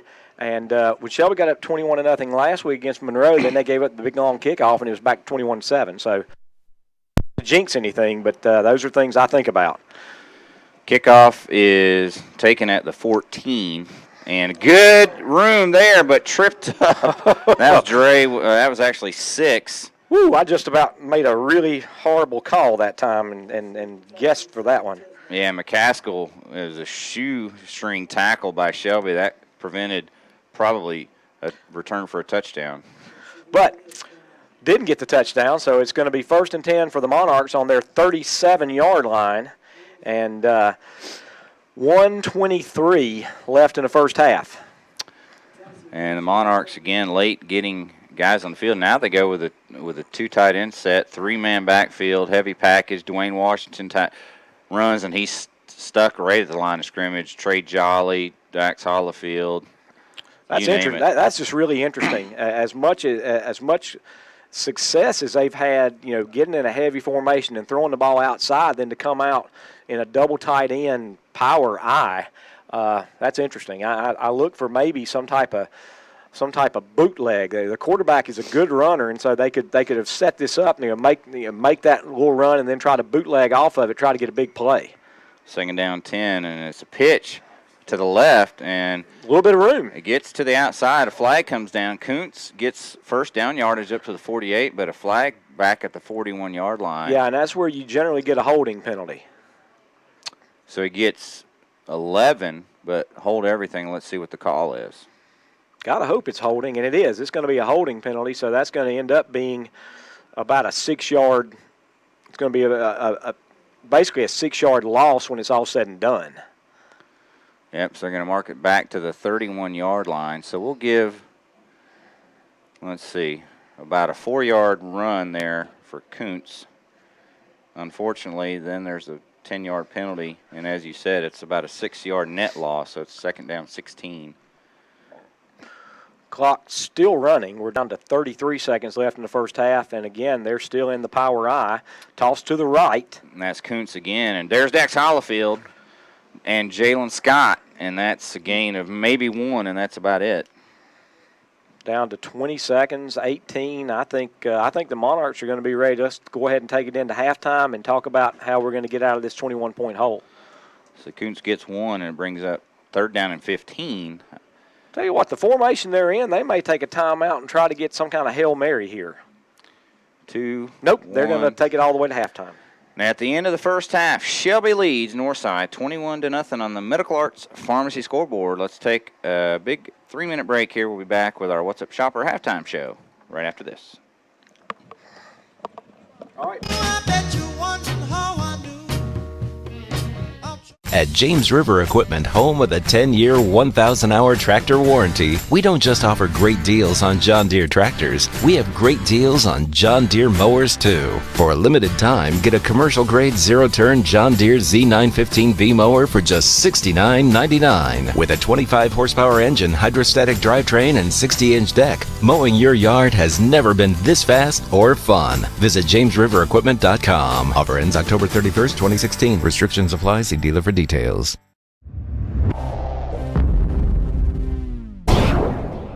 Charge it up at Oakey's Tire and Recapping in Shelby. Oakey's Tire and Recapping in Shelby is now your battery test and electronic charge specialist, and they carry Interstate and Napa Legend batteries. And don't forget about tires. Name brands like Michelin, Yokohama, Firestone, Maxxis, Duro, and Goodyear. Used tires are available too. Compare their prices and you'll save money. Oakey's Tire and Recapping on 800 West Warren Street in Shelby, Cleveland County's hometown tire store for 32 years.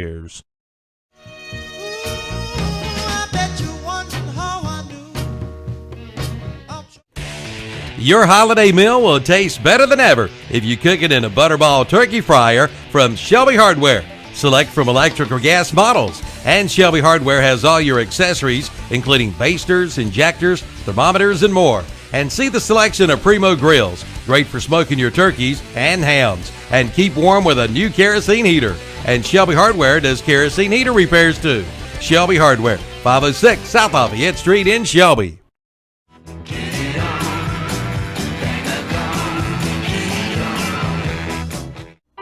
The foot doctors of choice for many in this area are Doctors Jeff Mooney and Ron Maskarnik at Foothills Podiatry. In fact, people come to Foothills Podiatry from miles around for gentle but state-of-the-art foot care. Our staff truly cares about your needs. You can expect top-notch medical and surgical care from a staff dedicated to quality service. Whether a repeat patient or a new one, Come see us soon at Foothills Podiatry, 707 North Morgan Street in Shelby.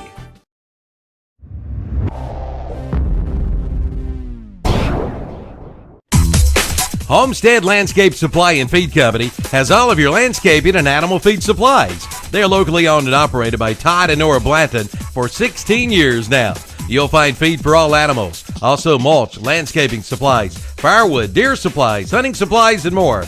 Located at 835 College Avenue in Shelby, at 1836 Shelby Road in Kings Mountain. Open Monday through Saturday, 8 to 5. That's Homestead Landscape Supply and Feed Company. Call 704-487-7720 in Shelby or 704-734-0071 in Kings Mountain. Like them on Facebook, too.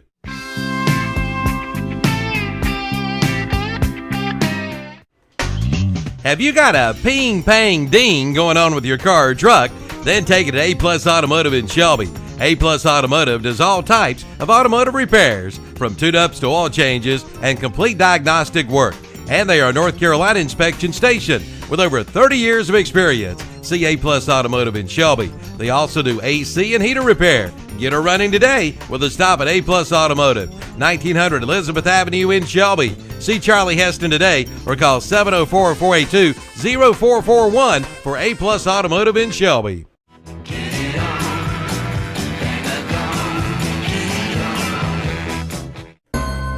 Campers Inn in Kings Mountain and the Kings Mountain Police Department presents Kings Mountain's first annual Camping Out for Kids Holiday Bike Drive, Friday, Saturday, and Sunday, December 9th through the 11th. Campers Inn in Kings Mountain will be camping out to collect new bikes for children in our community. They are looking to collect 150 to 200 new bikes from toddlers to teens. They do all the work, including the assembly. Just drop it off at Campers Inn in Kings Mountain. Make Christmas brighter for a child this Christmas. Campers Inn, Highway 161 South at I-85 in Kings Mountain, or campersinn.com.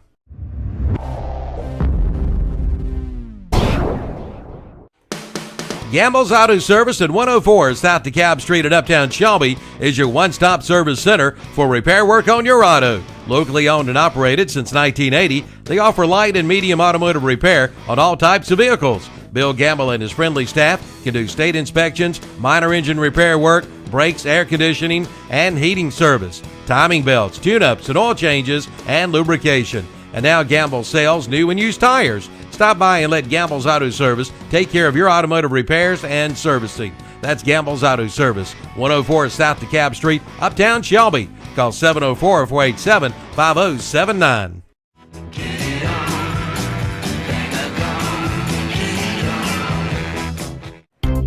The Polaris Full Throttle Sales Event is underway at Full Throttle Power Sports in Gastonia. Come in now and get up to $3,000 in rebates on selected Polaris models. Plus, get financing as low as 2.99% for 36 months. Plus, the Yamaha Holiday Sales Event is underway. Get 3.99% APR financing, plus up to $750 in customer cash. Find out the details at Full Throttle Power Sports, 100 Indian Walk off I-85 in Lowell.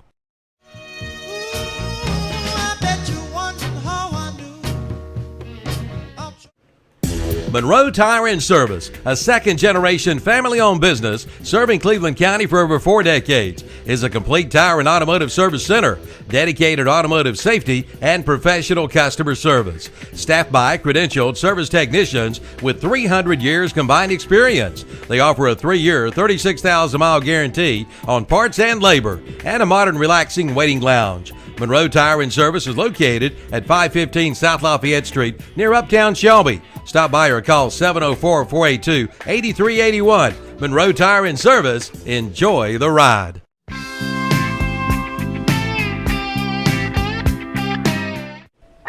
Renato Auto Mall in Shelby is happy to announce their Christmas Families promotion again this year. You can help bring a little joy to a family less fortunate this holiday season. Just bring your non-perishable food items and unwrapped toys to Renato Auto Mall and drop them off before December the 19th. They will be distributed to underprivileged families in our area. You can make a difference in someone's Christmas this year. Let's fill up a GMC Sierra pickup full of toys and non-perishable food items. Again, be sure to drop them off before December the 19th at Renato Auto Mall, 4423 East Dixon Boulevard in Shelby, right below the Cleveland Mall.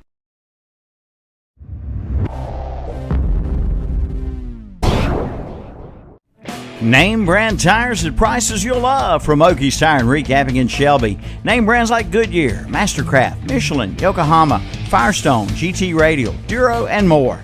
Plus, Okies Tire and Recapping in Shelby has used tires. Compare their prices and save. Road service is available too, and they'll rotate and balance your tires for the lifetime of your tire.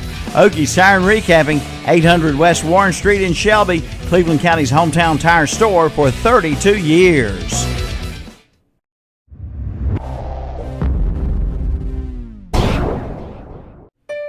Christmas at the Pond is back. Open every Friday and Saturday nights from November 25th till Christmas from 6 till 9 p.m. each night. Bring the entire family for a night of light shows and walking tours. Admission is $6 with kids 5 and under free. Plus hot chocolate and apple cider and more will be available. Christmas at the Pond is located at 1968 Kendricks Road in Shelby. For more information, call 704-473-3902. Christmas at the Pond. Every Friday and Saturday nights from 6 till 9, November 25th through Christmas. Like them on Facebook, too.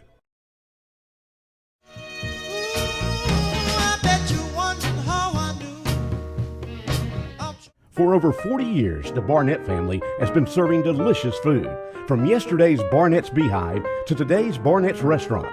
Hamburgers, including the Queen Bee, hot dogs, pork chop sandwiches, fried chicken and fish, plus meat entrees, vegetables, including the best potato wedges in town, and more.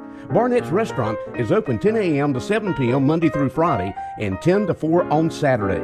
Call-ins are welcome at 482-3746. And Barnett's wishes Burns, Crest, and Shelby good luck in the playoffs.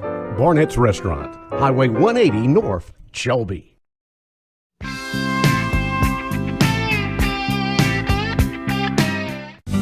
Welcome to the Gentleman Cafe at 126 West Gold Street in downtown Kings Mountain. Gentleman Cafe offers a unique and relaxing atmosphere to enjoy while dining, or simply dropping in to sit for a while and enjoy one of their own brewed herbal tea blends. Their dining menu includes a variety of healthy and delicious foods, such as grilled panini, wraps, artisan sandwiches, homemade soups, salads, and more. Try one of their freshly juiced vegetable and fruit combinations or an all-fruit smoothie. The Gentleman Cafe, 126 Gold Street in Kings Mountain. Call 704-750-6112.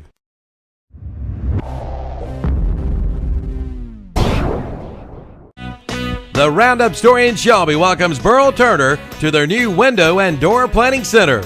The Roundup Store can meet your needs for replacement windows or for new construction doors and windows. They offer wood, steel, or fiberglass door units and vinyl, wood or clad windows for new construction. They offer vinyl replacement windows in any size. That's the Roundup Store, 1610 East Dixon Boulevard in Shelby for all of your window and door projects. Call 704-482-7431. Again, 704-482-7431 for the Roundup Store in Shelby. There's just been nothing there at all. And anytime that you've got a team that's been averaging 224 yards rushing per game, and we held them to negative what? Negative 15. Yeah, negative 15.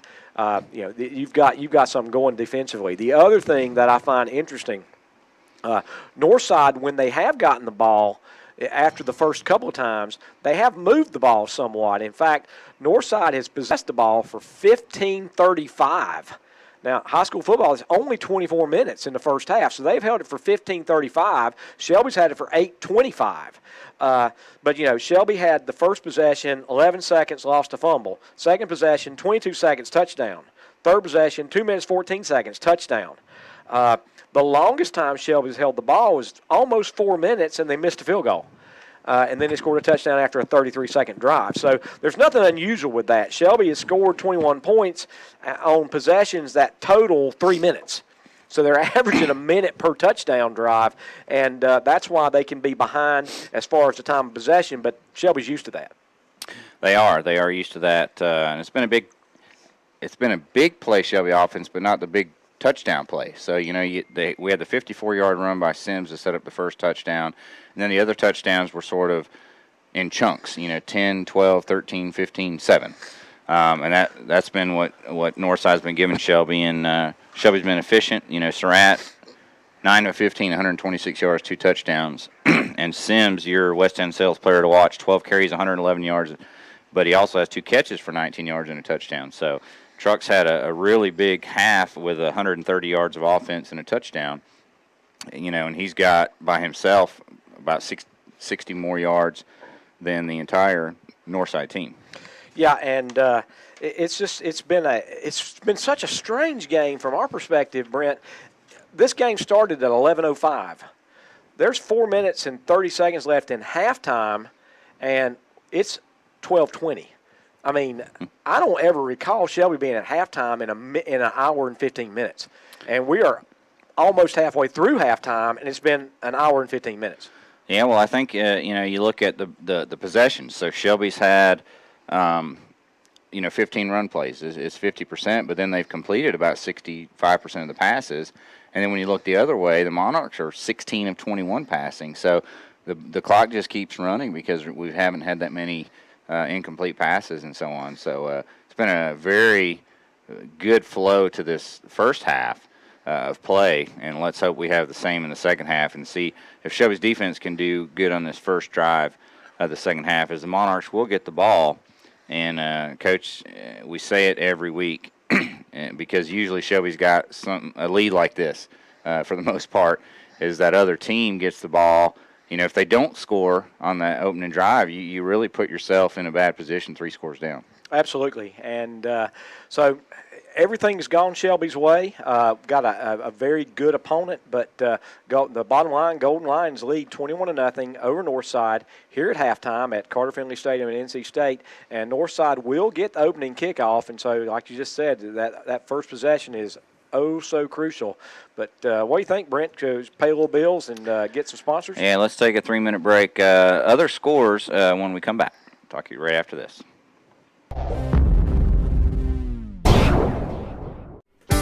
It's the Big Finish 2016. Hurry in now for a great deal at your Dodge dealer, Marburger Chrysler Jeep Dodge in Shelby.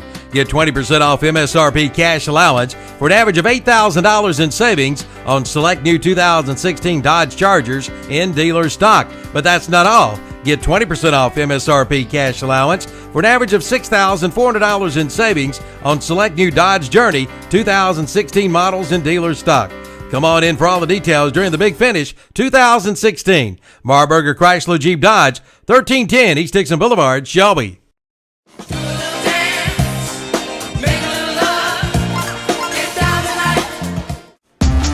The holiday mattress sales event is underway at Hendrick Appliance Mattress Center in Shelby. Queen size Serta Perfect Sleepers are only $6.99. The Serta iComfort Hybrid Observer Super Pillow Top Queen size mattress priced at $13.99. And the Sutherland Double Size Foam Mattress is only $6.99 for a queen size. Plus, with a $6.99 or more purchase, you get a free I Love My Pillow. That's a $99 value at Hendrick Appliance Mattress Center, 1241 East Dixon Boulevard in Shelby.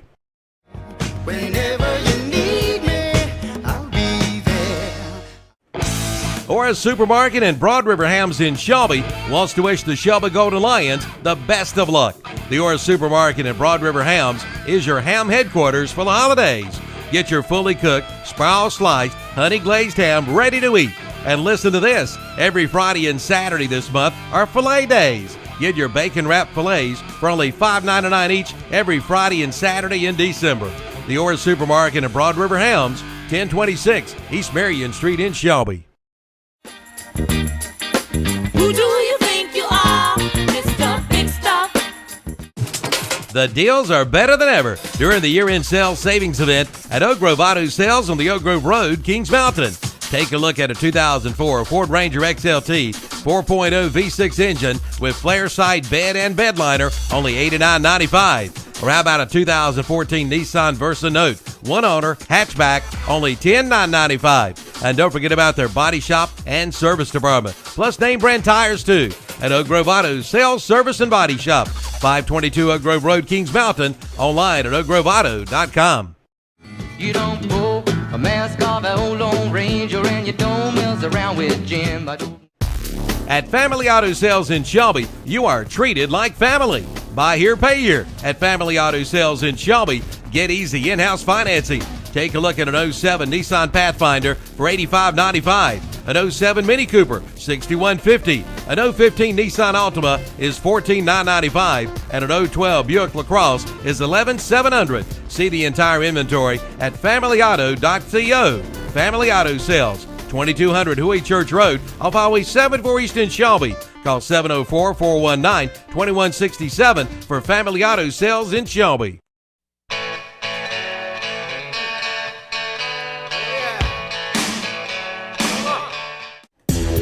Now serving you in Shelby and Forest City with your real estate needs. It's Carolina Commercial Realty in Shelby and Forest City. From residential to commercial, they can help you with all of your real estate needs. Talk with commercial specialist Bill Chambliss at 704-477-4856. And for residential, check with Margaret Pearson Chambliss at 704-472-4003. Whether it be residential or commercial, call on Carolina's Commercial Realty. Now serving Shelby and Forest City.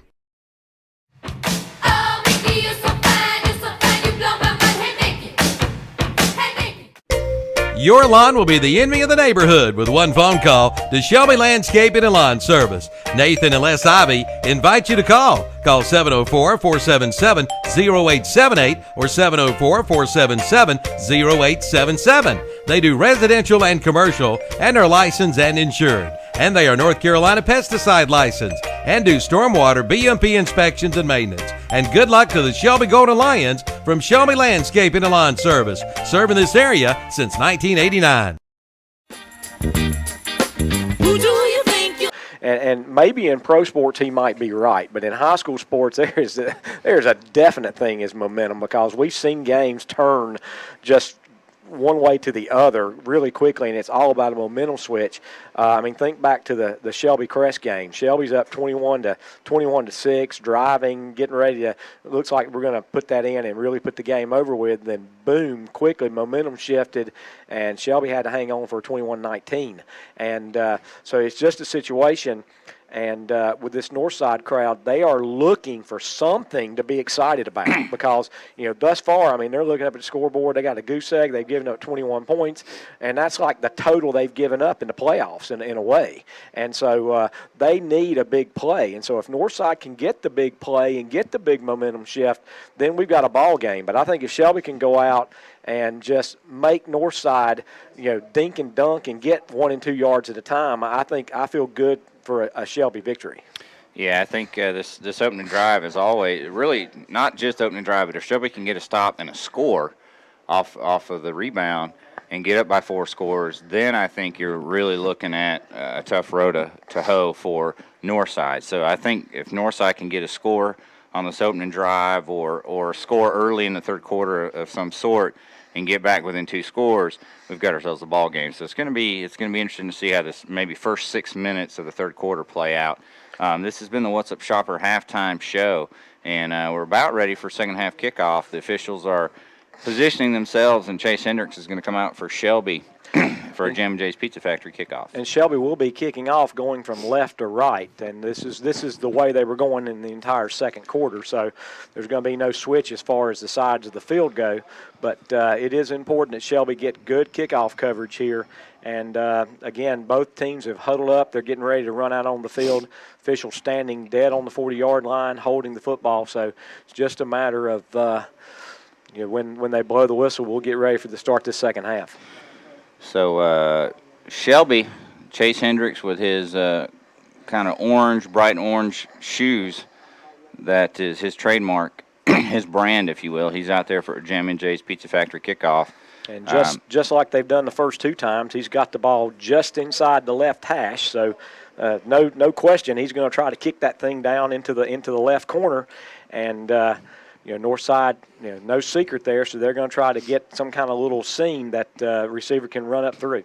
I can see sort of a faint extra set of hash marks just inside the college hash marks, and I know the high school ones are a little narrower, so I wonder if he's got it sort of on the high school left hash. Actually, he's got it on the college left hash. High schools are a little bit wider. Okay, so that's where it is. So kickoff, taken at the 16 with a head of steam, and that's 6, McCaskill. And he's plowing his way all the way across the 40-yard line. So big return for McCaskill gives Northside good field position to start the second half. Yeah, he did get a good run, and unfortunately, Shelby hit him on about the 34-yard line, but he pulled. There was just almost a rugby scrum. So Northside starts on their 41. Definitely great starting field position for them.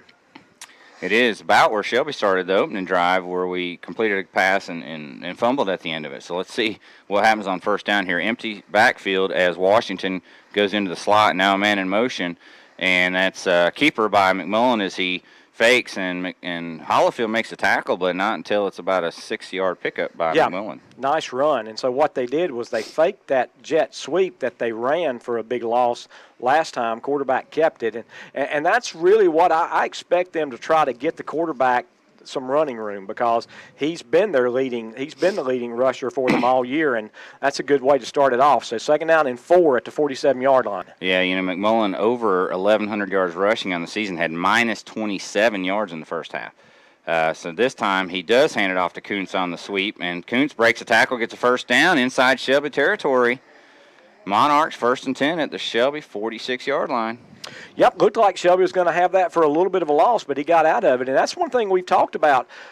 Been very impressed with the Monarch running attack in that they don't have a lot of yards, but they've broken several tackles. And if they break a tackle, they've got the speed to make it into a big game. So, two plays, and suddenly Monarchs are in Shelby territory at the 46-yard line.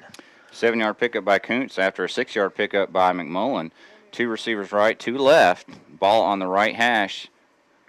Shotgun with 1 running back to the right, and it's going to be McMullen pulling it out of the running back. Gets a good seal block on the outside, and again, Hollifield makes a tackle, but it's 8 yards down the field.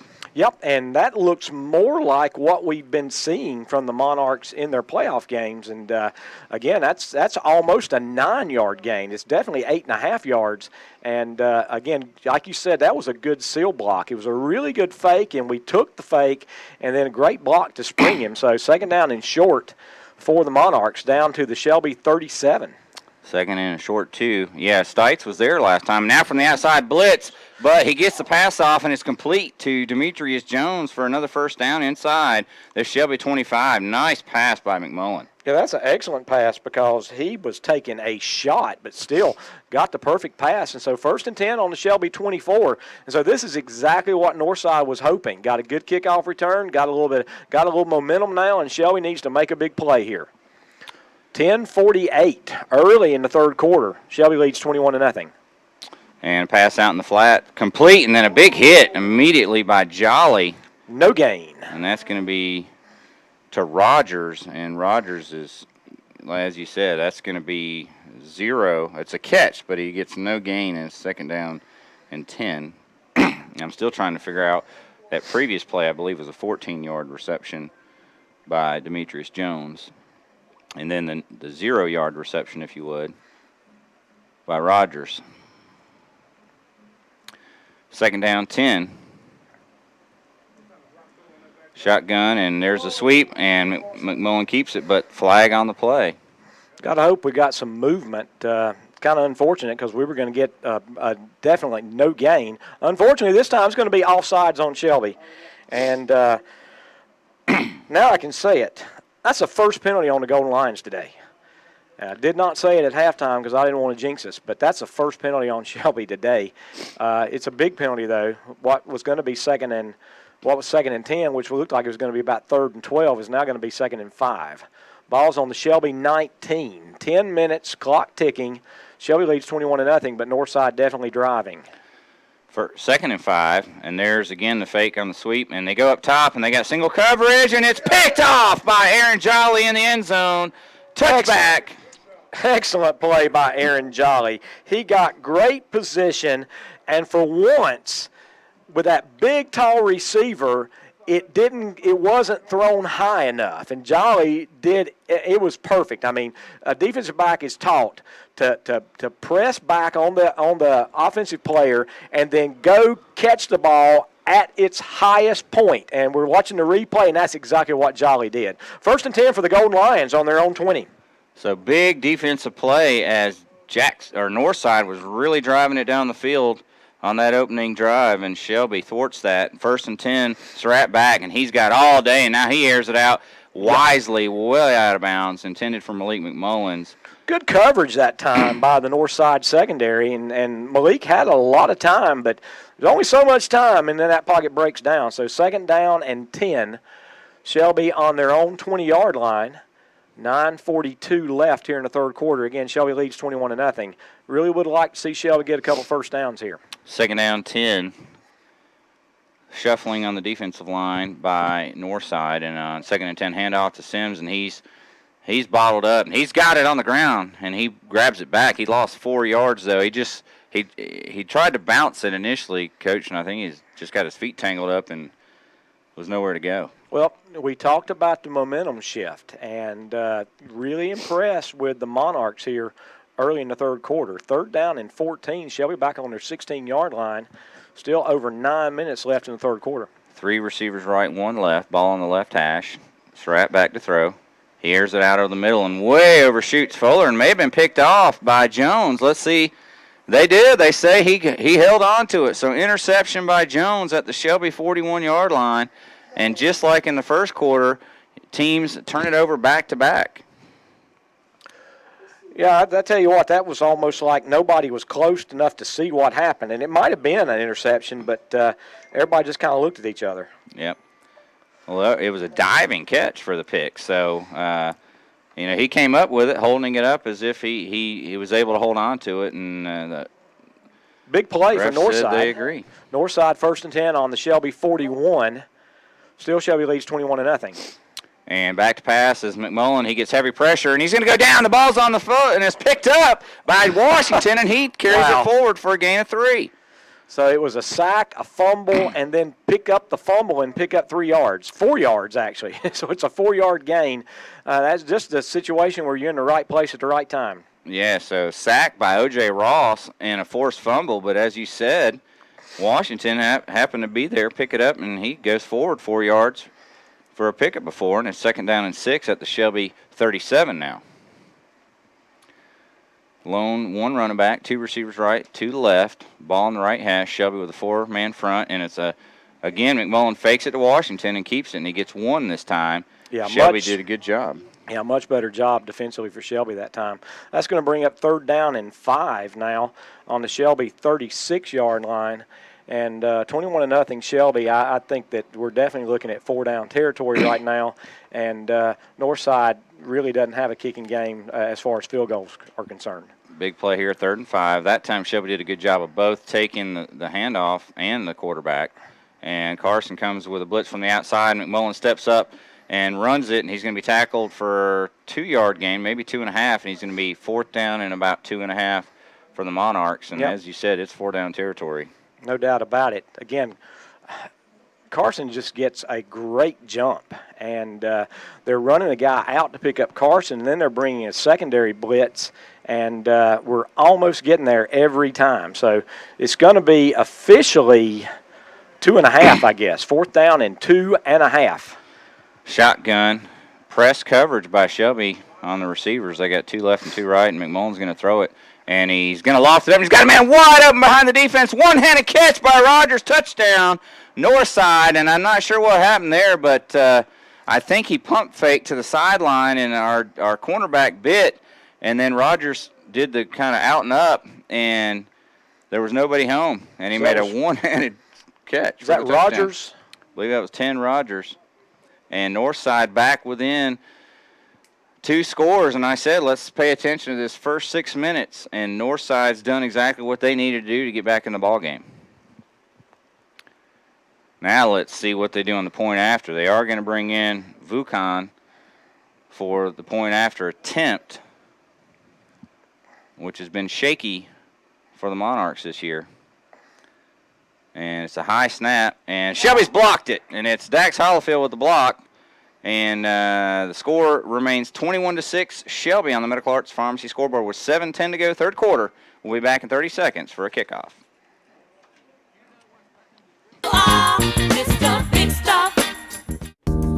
Plan now to join the Neal Senior Center in Shelby for their special New Year's Bingo, Tuesday night, January 3rd. Doors will open at 5:30 with a guaranteed $500 jackpot. Plus special prizes will be given out during the night. To reserve your table, call Mary Hamrick at the Neal Senior Center, 704-482-3488. Don't miss it, the special New Year's Bingo, Tuesday night, January 3rd at the Neal Senior Center, located at 100 T.R. Harris Drive off Highway 18 North in Shelby.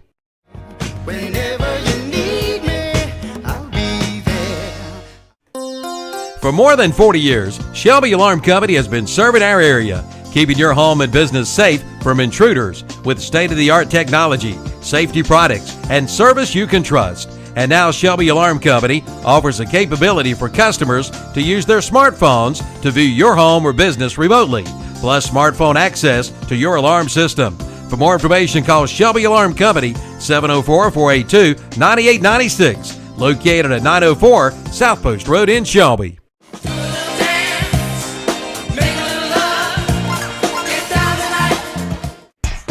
Since 1988, CTS Tree Service has been serving this area. CTS Tree Service is a professional quality tree service. They specialize in tree cutting, tree trimming, pruning, tree removal, stump grinding, mulching, seeding, tree cabling, tree bracing, tree shaping, and deep root, plus tree disease treatment, tree selection, topsoil, mulch delivery too, and much more. They can offer a wide variety of dependable solutions that will help address various tree care concerns. Call Joe Krotz today at CTS Tree Service, 704-481-3083.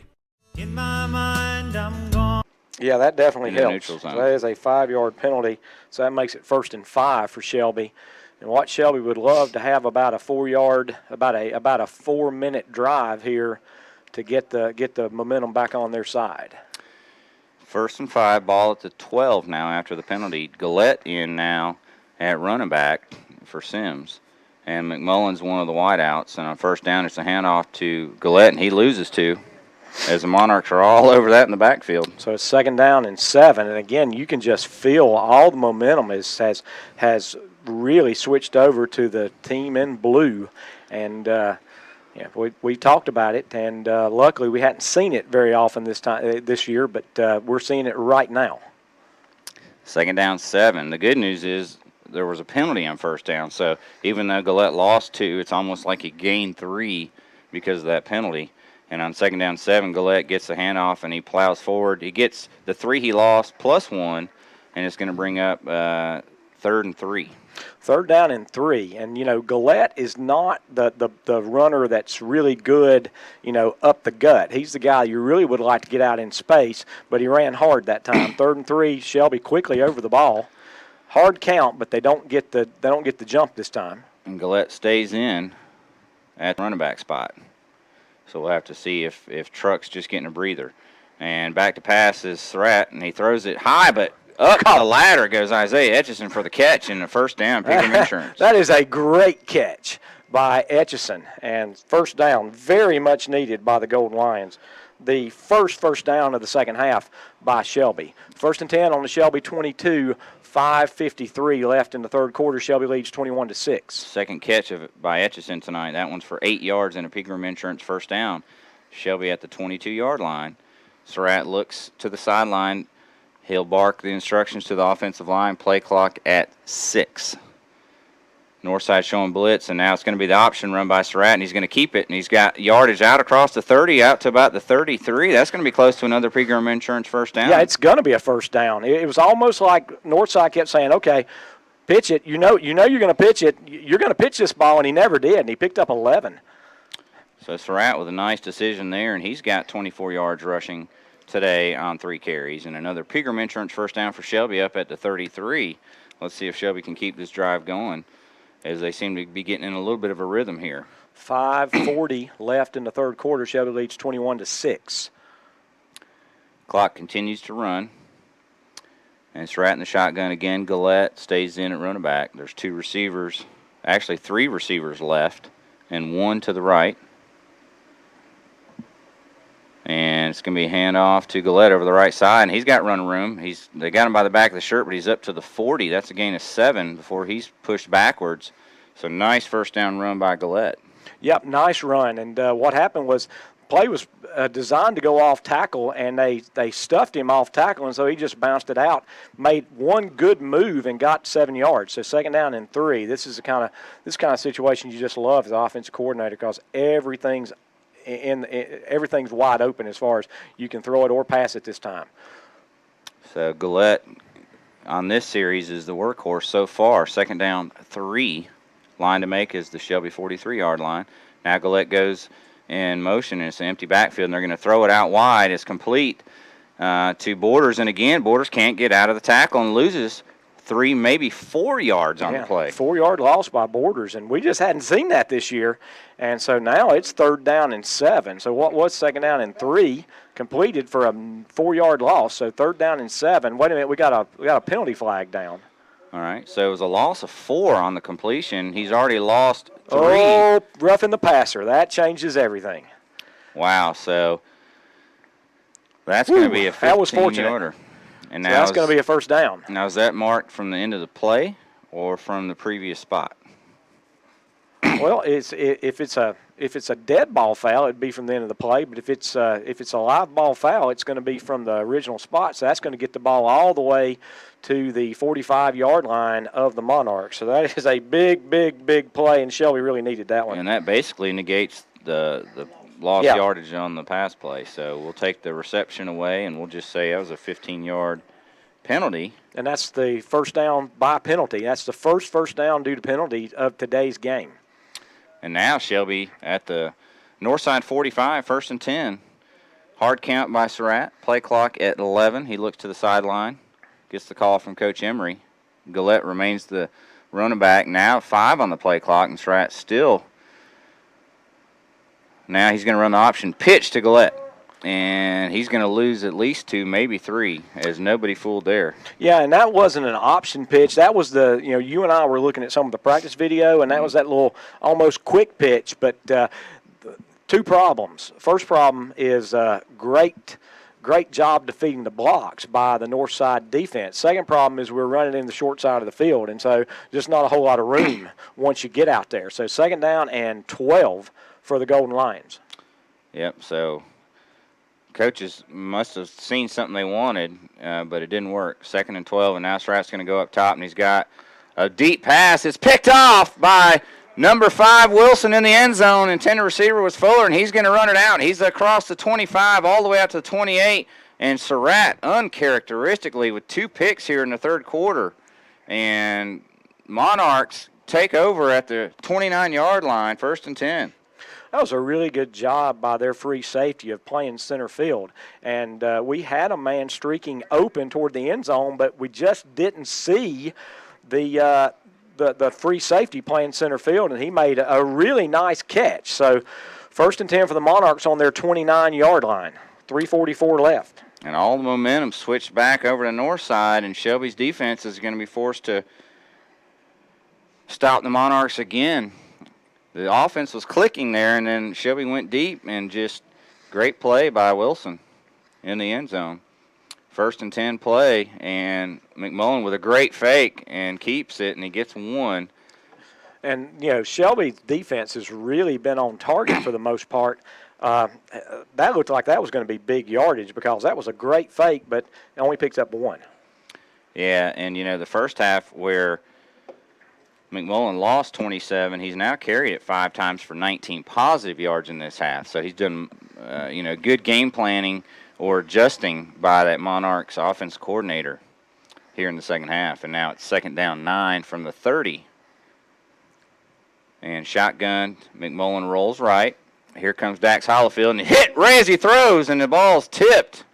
Holy moly! McMullen's going to remember that. He's got to check his jaw to make sure everything's attached. That was quite a shot. Totally legal, and that ball flew really high, and you could tell why because he took a shot. So 3rd down and 9.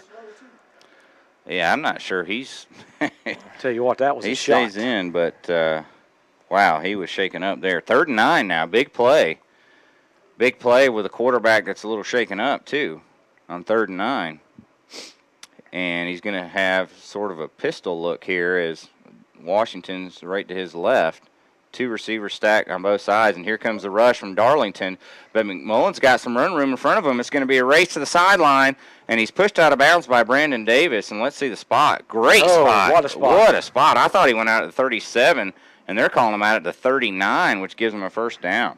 That was a good run. It was a really nice run, but it was kind of iffy on the spot. But doesn't matter what we thought. First and 10.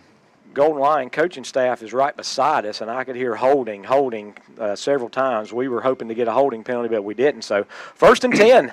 Monarchs definitely switching this game around. 2:55 left in the third quarter.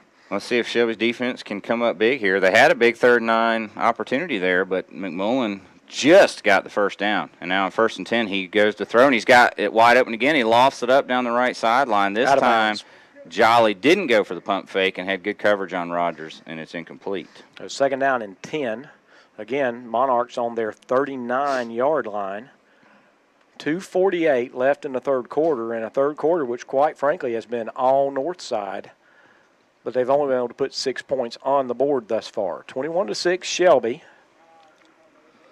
Green second comes down. off the field, and Shelby's going with more of a three-man front this time. And they sneak Scott up at linebacker, and he's spying, and McMullen's going to have to take off and run. He gets a good block, and now he's going to be tackled, but he does a good job to get a yard, maybe 2, where there was nothing there. Yep, he is. He's just as good as I thought he was. Definitely, this third quarter, he's been much better than what we'd seen in the first half. But there's been several times that I thought we were going to have him for 5-6 yard losses, and he's been able to pick up gains. And so, Shelby defense has been on the field a long time, and they continue to have to run hard from one side to the other. 3rd down and 8, huge play for Shelby and the Monarchs. They're really loading the left side, and it's opening up the right side when he does get pressure to run.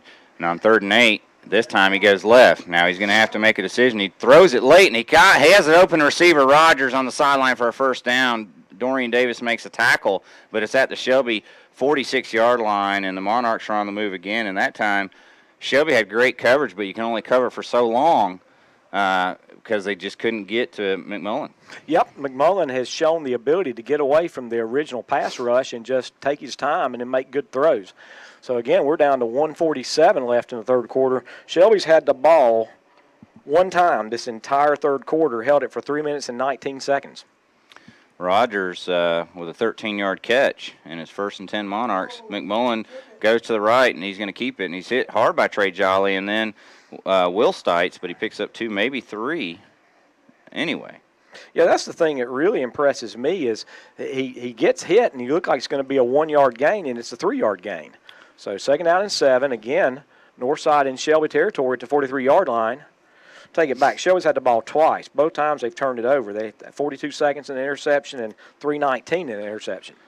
2nd and 7, ball at the Shelby 43. An official timeout for equipment problem.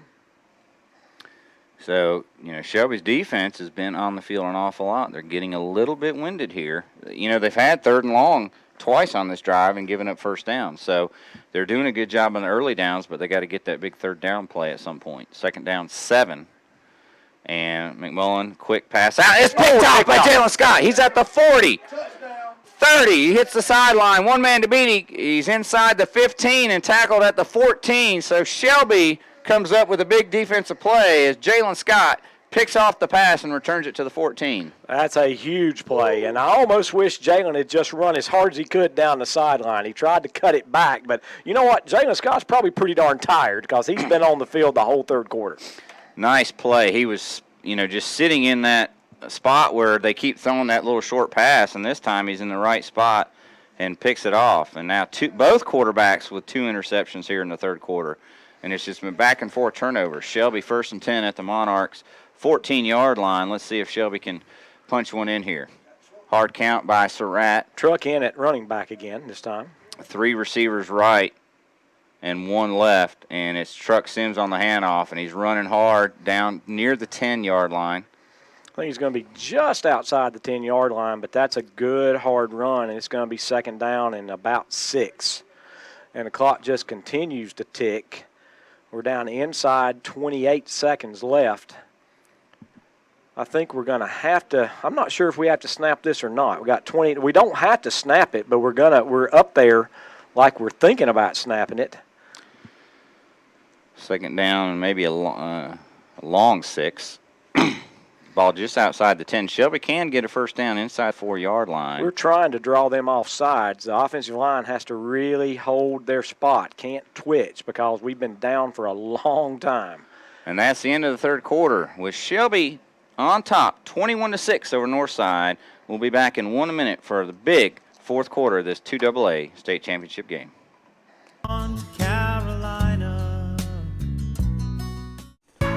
Keith and Brian Davis at Uptown 66 Loop Center in Shelby says good luck to the Shelby Golden Lions in quest of their 4th straight state 2AA football championship. Uptown 66 Loop Center specializes in oil changes, inspections, and check engine maintenance. And they do 24-hour wrecker service. Just call 704-482-4831 for the Uptown 66 Loop Center, 211 East Kendall Street in Shelby.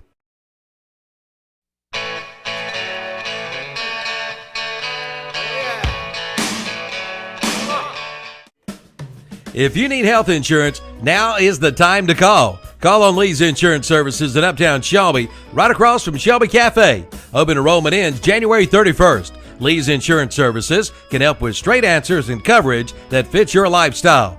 Plans may cost less than you think, and it doesn't cost anything to see if they can help. Enroll now. Don't get hit with a $695 individual penalty or a $2,086 family penalty. Lee's Insurance Services. Call 704-418-2100 or 704-689-3464 today. Pharmacy scoreboard. Shelby with second down and 6.5. The ball just outside the 10-yard line of Northside. And, Coach, a score here would be so nice. Oh, so nice. For the Golden Lions. Again, that third quarter was really dominated by the Monarchs. And when we get the official stats for the third quarter, I think we'll see things getting a lot tighter as far as yardage is concerned. Most important thing, is that still Shelby has a 15-point lead, but 15, that's just you're just not. This game has been tight ever since Shelby jumped out to that 14-0 lead right at the very beginning of the game. Northside's played quite well though, and they had a good third quarter, but speaks well to the Shelby defense, even though they were on that field for it's a 12-minute quarter, and best I can tell, Shelby had the ball for about 4 of those minutes. So they had to be on that field for 8 minutes, and Northside makes you run sideline to sideline, and they gave up 1 score on a busted coverage basically. But Northside really did move the ball up and down the field. Had a little bit of a delay, I guess, coming back from the timeout. But Shelby now has two running backs, and 2nd and 6. So hand off to the second man through Gillette, and he's tiptoeing inside the 5. Gosh, he's all the way down to the 3, maybe the 2, and might have a 1st and goal, Shelby. Let's see the spot. Yeah, it's going to be 1st and goal, and it's going to be at about the 3-yard line. So first down for the Golden Lions. That time Shelby had Truck Sims as the lead blocker for Gillette, and Gillette just ran right behind him, got 7 tough yards. And on 1st and goal, it's Truck Sims, the second man through, gets 1 down to the 2. A really good tackle that time by number 24, the outside linebacker who plays defensive end. And Truck did exactly what he needed to, ran hard, got hit around the knees, and fell forward for a yard. So 2nd and goal from the 2. Inside of 11.5 to go in the fourth quarter. Shelby really wants to get this ball in the end zone. Stay with the 2 running back set, and I like it. Northside's got to pick their holes, pick their gaps, and Gillette, the second man through, walks into the end zone, touchdown behind the block of Truck Sims, and Shelby goes up 27-6 on the Medical Arts Pharmacy scoreboard with 11:09 to go here in the fourth quarter. Big play, and what a great hole. And you said it, what a great block by Truck Sims. And Ethan Triplett's on for the point after. This could make it a 22-point game were he to connect here. Michael Wright on the snap, Darius Fuller on the hold, and the kick's up. And it's good. Shelby 28, Northside 6, back in 30 seconds. Make love, it's Need a locksmith? Then call on A1 Shelby Locksmith. A1 Shelby Locksmith does it all. Jason Concepcion invites you to give him a call for all of your locksmith needs. From automotive to residential to commercial, safes, remotes, and chip keys. And they'll come out and install your locks and get your automotive ignition repaired on site. Call 704-481-0909 for lockout service or more information. That's A1 Shelby Locksmith. Again, 704-481-0909 for A1 Shelby Locksmith. Stadium in Raleigh. A Marburger Motors touchdown run, the second of the game by Devin Gillette. This one from 2 yards out has given Shelby a 28-6 lead over Northside with 11:09 to go here in the fourth quarter, Coach, and a little bit of breathing room for the Shelby faithful. Absolutely. Can't let up right now. The last 2 kickoff returns have been very well done by Northside, so we need to do good coverage this time. South Point leads 13-7 over Rocky Mount over in Winston-Salem. Kickoff to the 17 taken by McCaskill. This time pretty good coverage by Shelby. I saw Will Stites in on that tackle at the 33-yard line. So, yeah, much better. Still, the conditions have made it really difficult to get any kind of distance on the kickoffs. And, wow, they're going to give them the 33. That's awfully nice of them. But Northside's going to start first and 10 on their 33. We hadn't had any of those deep kickoffs that we usually have. But, again, it's chilly down there on the field, and there's been pretty much a 10 to 15 mile an hour wind all day. So it's kind of hard to get a lot on that ball. McMullen in the shotgun. He's got, I believe, Washington next to him. He's got 3 receivers left, 1 right. Back to pass. Quick pass out in the flat to his brother, Jamari, and it's complete for 6 yards up to the 39. Another great 6-yard gain. But, Shelby says, okay, we'll give you 6 yards at a time. But it's really important at the Golden Lions, they got to run hard, they got to break down, they got to make the tackle, because any of those things could get to be a big play if we don't take care to make the tackle. Second down, 4, clock at 10:36. 3 receivers right, McMullen back. Oh, got to be a holding penalty. And pass complete over the middle to Jamari McMullen for a first down at the Shelby 49. No call. Michael Carson's. He needs to get his jersey back from that guy. Goodness gracious. It was a great throw and catch, though. Yeah, you hear the Shelby faithful not real happy. First and 10, though, on a 12-yard pass play from McMullen to McMullen. And just like that, Northside's at the Shelby 49-yard line in 2 plays. First and 10, McMullen back to throw. Gets good protection. He airs it up, and he's got a man downfield, and it might be a great catch. A flag comes out from, they say, call it. The ball came out. The ball is laying on the ground. When they landed, the ball popped out. They're calling it a catch on the sideline, and a flag comes out from the back judge. Oh, that's curious. On a jump ball. So I don't know what they're going to call here. Well, it was a great catch until he hit the ground and the ball popped out. And then the deep official, he threw a flag from the 3 all the way out to the 28 on the sideline. Yeah, he whizzed that flag. Now, I don't know what the call is. They're going to call pass interference on Shelby, which would be negated by the catch if they called it a catch.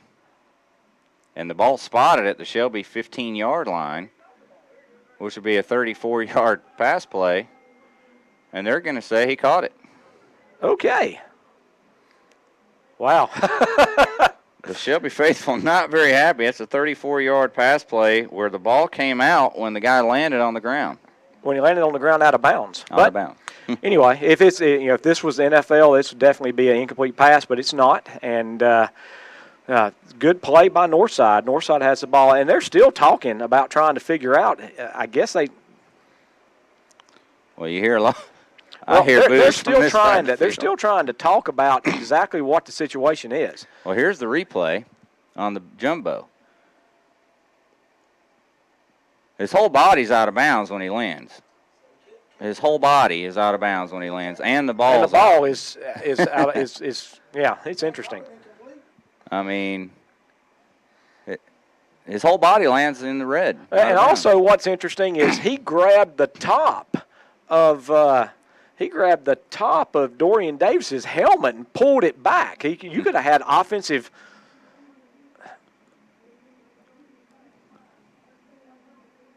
and they're going to call it a catch. And Yep. we just looked at it 4 times in the Jumbotron, and Well, he landed out of bounds. There's no replay in So- high school football.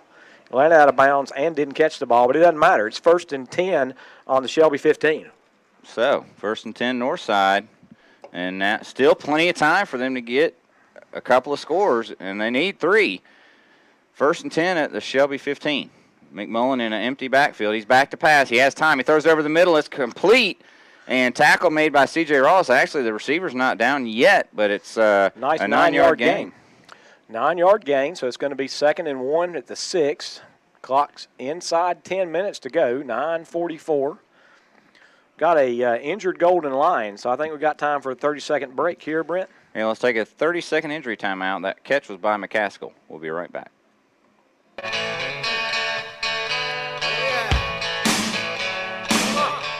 Medical Arts Pharmacy is your locally owned independent hometown pharmacy. Unlike the big chain stores, Medical Arts Pharmacy calls you by name and treats you like family and friends, not a number. Medical Arts has more National Board certified technicians and personnel than other pharmacies to keep down your waiting time on prescriptions. Online refills at medicalartsofshelby.com. Medical Arts Pharmacy, 108 Grover Street near the hospital in Shelby. Call 704-487-8068.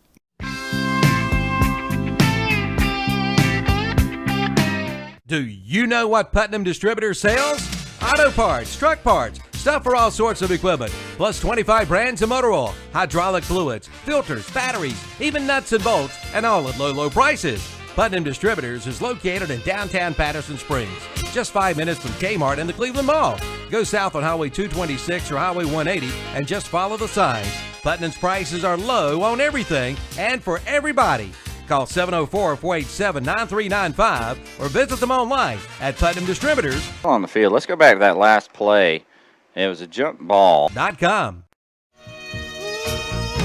Play a few times. He did catch the ball, and it was ripped out when he landed. So as you said, in the NFL, that would be considered not completing the catch all the way through. Probably. In high school, that probably was a catch. However, Except he landed was out of bounds. Yeah, I think his whole body landed out of bounds. And so, to me, it looked more like an incomplete pass just because he was out of bounds. Now, they called it complete, and there was pass interference called on Shelby. They declined it, so they're going to get – they had 1st and 10 at the Shelby 15, and then that 9-yard pass to McCaskill, which was his first catch of the game, although he's been the kick returner. And I'm not sure the number for Shelby that's down. But player is still down, Steve Robay. So while we can, let's get another 30-second spot in, and we'll be back right after this.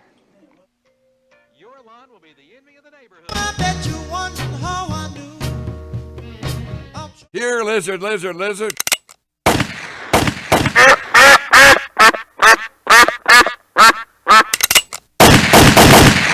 Oh no, it's total mayhem. Hurry, call your good neighbor. You can't. They're not even there. Why, they can't even lend a good hand. Relax. At Pregame Insurance, we've got you covered. Pregame Insurance Agency, 220 West Dixon Boulevard in Shelby and in the Town and Country Shopping Center in Lincoln. He's laying sort of on his stomach, if you would, and he's surrounded by several trainers and coaches and whatnot. It looks like a single-digit number, but we're not positive on that. But we can tell you it's not Michael Carson, it's not Jalen Scott, it's not Josh Smith, it's not Rajay Kirkland. It actually now looks like it might be. It's not Dax Hollifield. I see him walking around down there with the rest of the group, but just can't see. It's the tackle was made initially by C.J. Ross, so it's possible it could be C.J. down because it's in the spot right near where the tackle was made. I think Coach Ware's still talking to the officials during this stoppage about how you can give the reception when that ball bounced away, but that's 2 plays in the past. I tell you what, Brent, they're still not in any hurry. We might take a minute, maybe. Yeah, let's take a couple of spots here, Steve Robay. We'll be back in 60 seconds.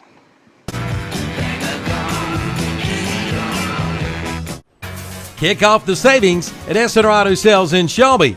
Check out their huge selection of late model pre-owned cars, trucks, SUVs, and more. Ask about how you can buy here, pay here at SNR Auto Sales in Shelby. Visit the website for the complete inventory at srautosales.com. And pick up this week's What's Up Shopper and play the SNR Auto Sales Sports Trivia. You could win a free meal from the new Creekside Clock. That's SNR Auto Sales, 408 South Post Road in Shelby, the home of the satisfied customer.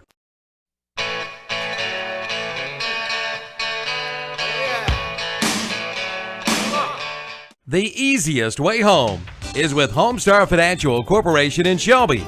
Bob Webb invites you to come in and talk with one of their financial specialists about your new home, from conventional loans to FHA to VA and to USDA. And all loan programs are available to qualified buyers. Homestar Financial manages the entire mortgage process with outstanding customer service that produces a high level of customer satisfaction. Find out more today. Visit Homestar Financial Corporation, 306 East Dixon Boulevard in Shelby, or call 704-482-2588. CJ is on his feet, but he's yet to take any steps, if you would. He's standing, and it makes you wonder if it's some sort of, maybe like a concussion or something, where they're... Yeah, I mean, he laid the way he laid. I mean, they had him, as if they were saying, stay where you are, don't move. But he is up on his feet now, and if it was a situation with a knee or a leg or something, you'd think they'd be carting him off. But there's no sense in us trying to speculate, because that's a long way from where we are. This is the first time we've had any kind of stoppage of play in this game. We're in a situation where we can't open the windows. That's why you've not heard any crowd noise, because we hadn't heard any crowd noise because we hadn't been able to get the windows open. According to my weather app, it's still only 37 degrees, so it didn't heat up like everybody thought it was going to.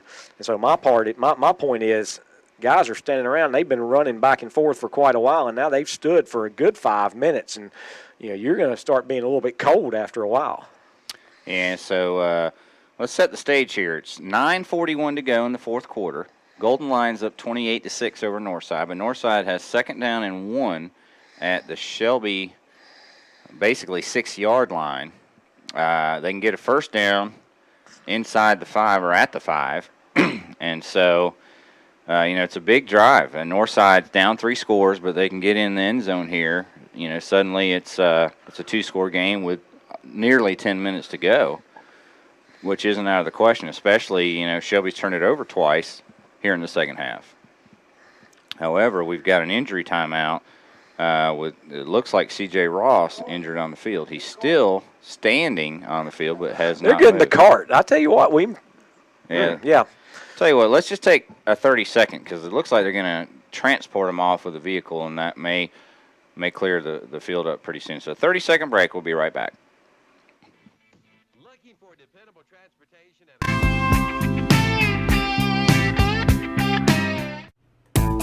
Want to cut your heating and cooling cost? With a high-efficient York heating or air conditioning system, you can save up to 50% on energy costs while enjoying more consistent temperatures throughout your home.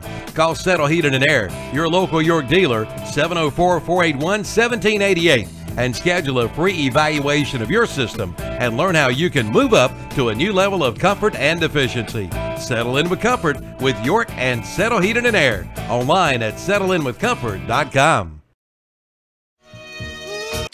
And it looks like the Shelby player will be placed on the gator, but probably, it looks like maybe in a seated position. I think they've laid him down. Yeah. I don't know. We haven't been able to get a good look at him to tell what it is. Whatever it is, he stood up. So now you start wondering, maybe it's a shoulder, collarbone. I don't know. Somebody texted me and said, "Is that a collarbone?" And if they're watching the TV, I'm sure they've had a better view than we have. And we try not to speculate on what the injury is, but it's definitely an injury where we won't see we won't see Ross back today. And he is a senior, 5'10", 170 defensive back, and everybody's giving him a good hand, and they're finally going to be able to make their way off the field. And after this long injury timeout, as you said, Brent, you set the stage. It's second down and 1. Ball on the 6-yard line. 9:41 left.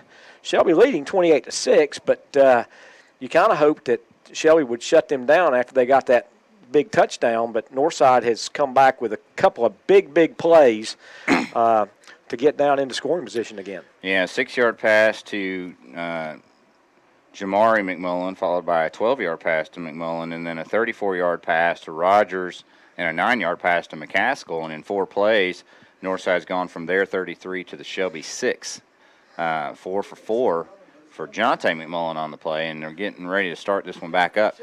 Shout out to Jennifer Greer Ormond and her husband Kaja as they're driving from Florida, or from Florida back here or back home, and they're in Georgia listening in to us. So shout out to you, Jennifer, and Chuck Hamilton at home in Shelby listening in. So if you want a shout out, let us know.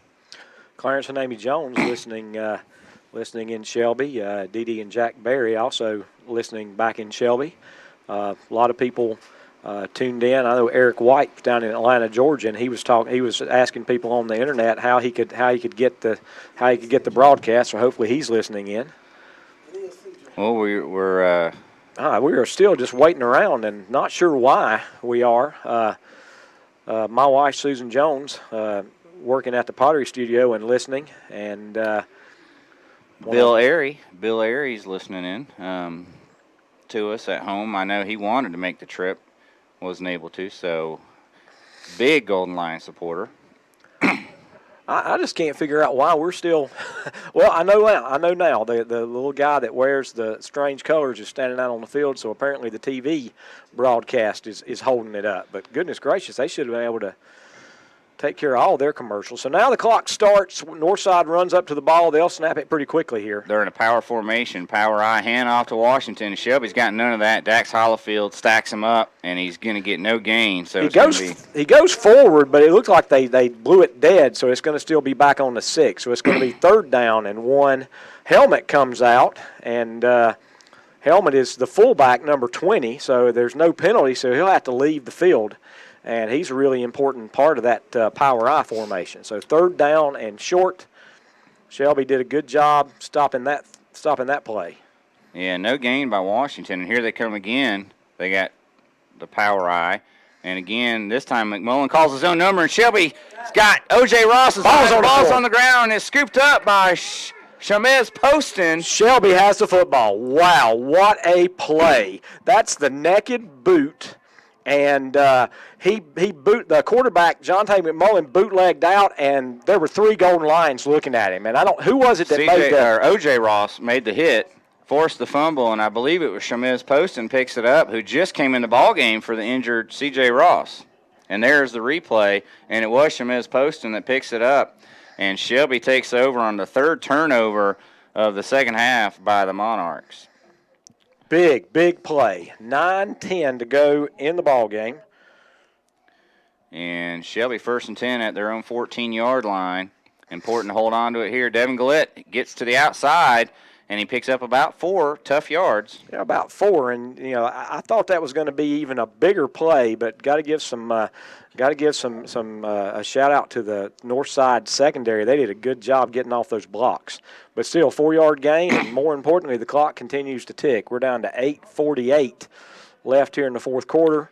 Shelby 2nd down and 6, ball on their 18-yard line. And the most important stat of all, Shelby leads 28-6 here in the 4th quarter of this 2AA state championship game. 2nd down, 6. Surratt with 2 running backs, 1 to either side, and it's a handoff to Sims around the left side. He gets a block from Gillette, but there's nowhere to go. He reverses field, back around the other side, and he's got running room. He's to the 20, bounces outside, 25, 30. He's at the 40, and he goes down, just says, hey, I want to go down inbounds, and he gives himself up at the 42-yard line. I'll tell you, a big run. Truck did everything wrong. I mean, from a coaching perspective, I'm having a heart attack. He runs to the left and he stops. And I'm like, oh my gosh, get something. And then he does the second worst thing, goes back against the grain, against a team with speed. But he picks up, wow. Well, from the 18 to the 42, that's 28 yards. Oh, wow. 1st and 10, Shelby on their own 42-yard line. 28-yard run. But what I liked is when he gave himself up inbounds. So that was kind of a wise move because he was going to be forced out of bounds. 1st and 10, and Gillette gets it. Now he bounces it left, but he's going to be dragged down from behind for a couple of yard loss. Yeah, 2-yard loss on that one. But again, that was just a good play by the defensive front of Northside. And wow, I'm still just trying to get over that run by Truck Sims, who has what, about 150 yards for the game now. It's a good game. He's only got a few carries here in the second half, so he's got 16 carries for 140 by my math. That's pretty good. And he's also caught 2 passes for 19 yards and a touchdown. So it's 2nd down, 12, Shelby. The game clock is approaching 7 minutes. And it's a handoff to Gillette. Gillette finds a hole and gets about 5 up to the 45, maybe even 6. So that's going to bring up a big 3rd down because we lost 2 yards the play before, and he picked up 5. So it's going to be 3rd down and 7 on the Shelby 45. But Shelby's doing what they want, namely running this clock down. Now we're inside 7 minutes left. 7 minutes left in the game. Diane Pasco and Paul Pasco. Junior. Got the 5-yard penalty on the hard count. What a big play. And that's going to make it, instead of 3rd and 7, it's going to be 3rd and 2. 9th penalty on the Monarchs. Shelby has committed 1 penalty. They had that penalty on the interference, but that was waved off because the reception was made. They're down 2 now, ball right squarely on the 50-yard line. 2 back set, 2 receivers right, 1 left. Surratt in the shotgun, but only 3 on the play clock. He's got to get this one off quickly, and he does. Hand off to the second man through Gillette, and he's got a 1st down and then some. He's inside the 40, inside the 35, down to the 34, maybe the 33, and that's a big 17-yard run for Gillette, and a Pregame Insurance 1st down for the Golden Lions. I tell you what. They're never going to give a most valuable player to the offensive line, but the Shelby offensive line, they have done the job today, Brent Pasco. They have, and they have done it for several weeks here. Last week was another one of them. Shelby 1st and 10 at the Monarchs' 33-yard line, 5:57 to go, and Shelby can smell victory here as they lead by 22 and have a drive going. Hand off to Sims, and he's inside the 30, inside the 25. Another big run of 9 yards for the Golden Lions. And now they're starting to really wear on that Monarchs defensive line. I can tell you right now, my vote for game MVP is going to be Jawan Sims. He has run so hard, made good decisions, except one time I thought he made a bad decision. He picked up 34 yards. But he has done a great job. And, again, that offensive line, what a day they have had. 2nd down, 1, ball at the 24 of Northside. Got to get to the 23. It's about 1.5 to go. Again, 2 back set. Gillette gets it this time. He's got the 1st down as he's inside the 20 to the 19, and that's a gain of 5. 19 first downs for the Golden Lions. Now, Shelby got this ball with 9:10 left in the 4th quarter, and we're down to 5 minutes left in the 4th quarter. So they've held the ball for 4 minutes now, and, I mean, what do you say? I mean, that's just ball control offense, and the old offensive line coach is loving this. 1st and 10 on the Pregame Insurance 1st down carry by Gillette. So Shelby 1st and 10 at the 19, 2 back set. Why not? It's worked the whole way down the field on this drive. 4:40 to go in the game. Shelby 28, Northside 6. Hand off to Sims. He bounces it. Now steps inside. He falls down, but he gains 3. Again, he made about 6 cuts, and his right foot slipped out from under him. 2nd down and 7. Clock now under 4.5 to go. Beautiful drive for the Golden Lions. They have now held the ball for 5 minutes, starting way back on their 14, and now they are at the Northside 16. How about that big play by O.J. Ross a little bit ago? Strip McMullen. And now Shelby's pounding this clock. 2nd down 7, hand off to Sims. Big hole. He gets another 4. Down to the 12. That's going to be 3rd down and 3. Got to wonder if Northside's going to take a timeout here because there have been no timeouts taken in this third quarter, and Shelby's perfectly content. They're not going to have to snap the ball till about 3:15 left in the ball game. It's 3rd down and 3. Shelby be content to run it 2 more times. 3rd down, 3 at the 12. Shelby can get a 1st and goal inside the 9. Play clock at 3. Surratt snaps it. It's Sims forward, and he's close. He's right at the 9. Let's give him depend on the spot. The spot on this side is giving him the 10. The spot on the far side is giving him the 9. It's going to be 4th and very short. And you know what? That's not bad, because 4th and very short, and the clock is just gone under 3 minutes, and they've not set the play clock yet. So it's going to be 4th and a half a yard. 2:48. Clock still running. Surratt to snap it.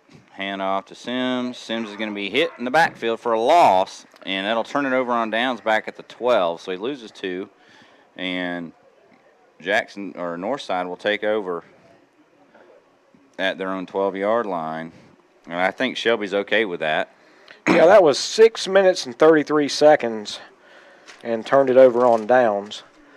The only thing, I'm a perfectionist when it comes to football, and I wish we hadn't snapped it as quickly as we did. We could have taken about 10 more seconds off of it, but if that's my biggest complaint, I mean, what a great game it's been. 1st and 10 from the north side, 12. They've got an empty backfield, 3 receivers right, 2 left. McMullen again throws that quick out, complete to McCaskill. He stays in bounds, and he's tackled by Dorian Davis.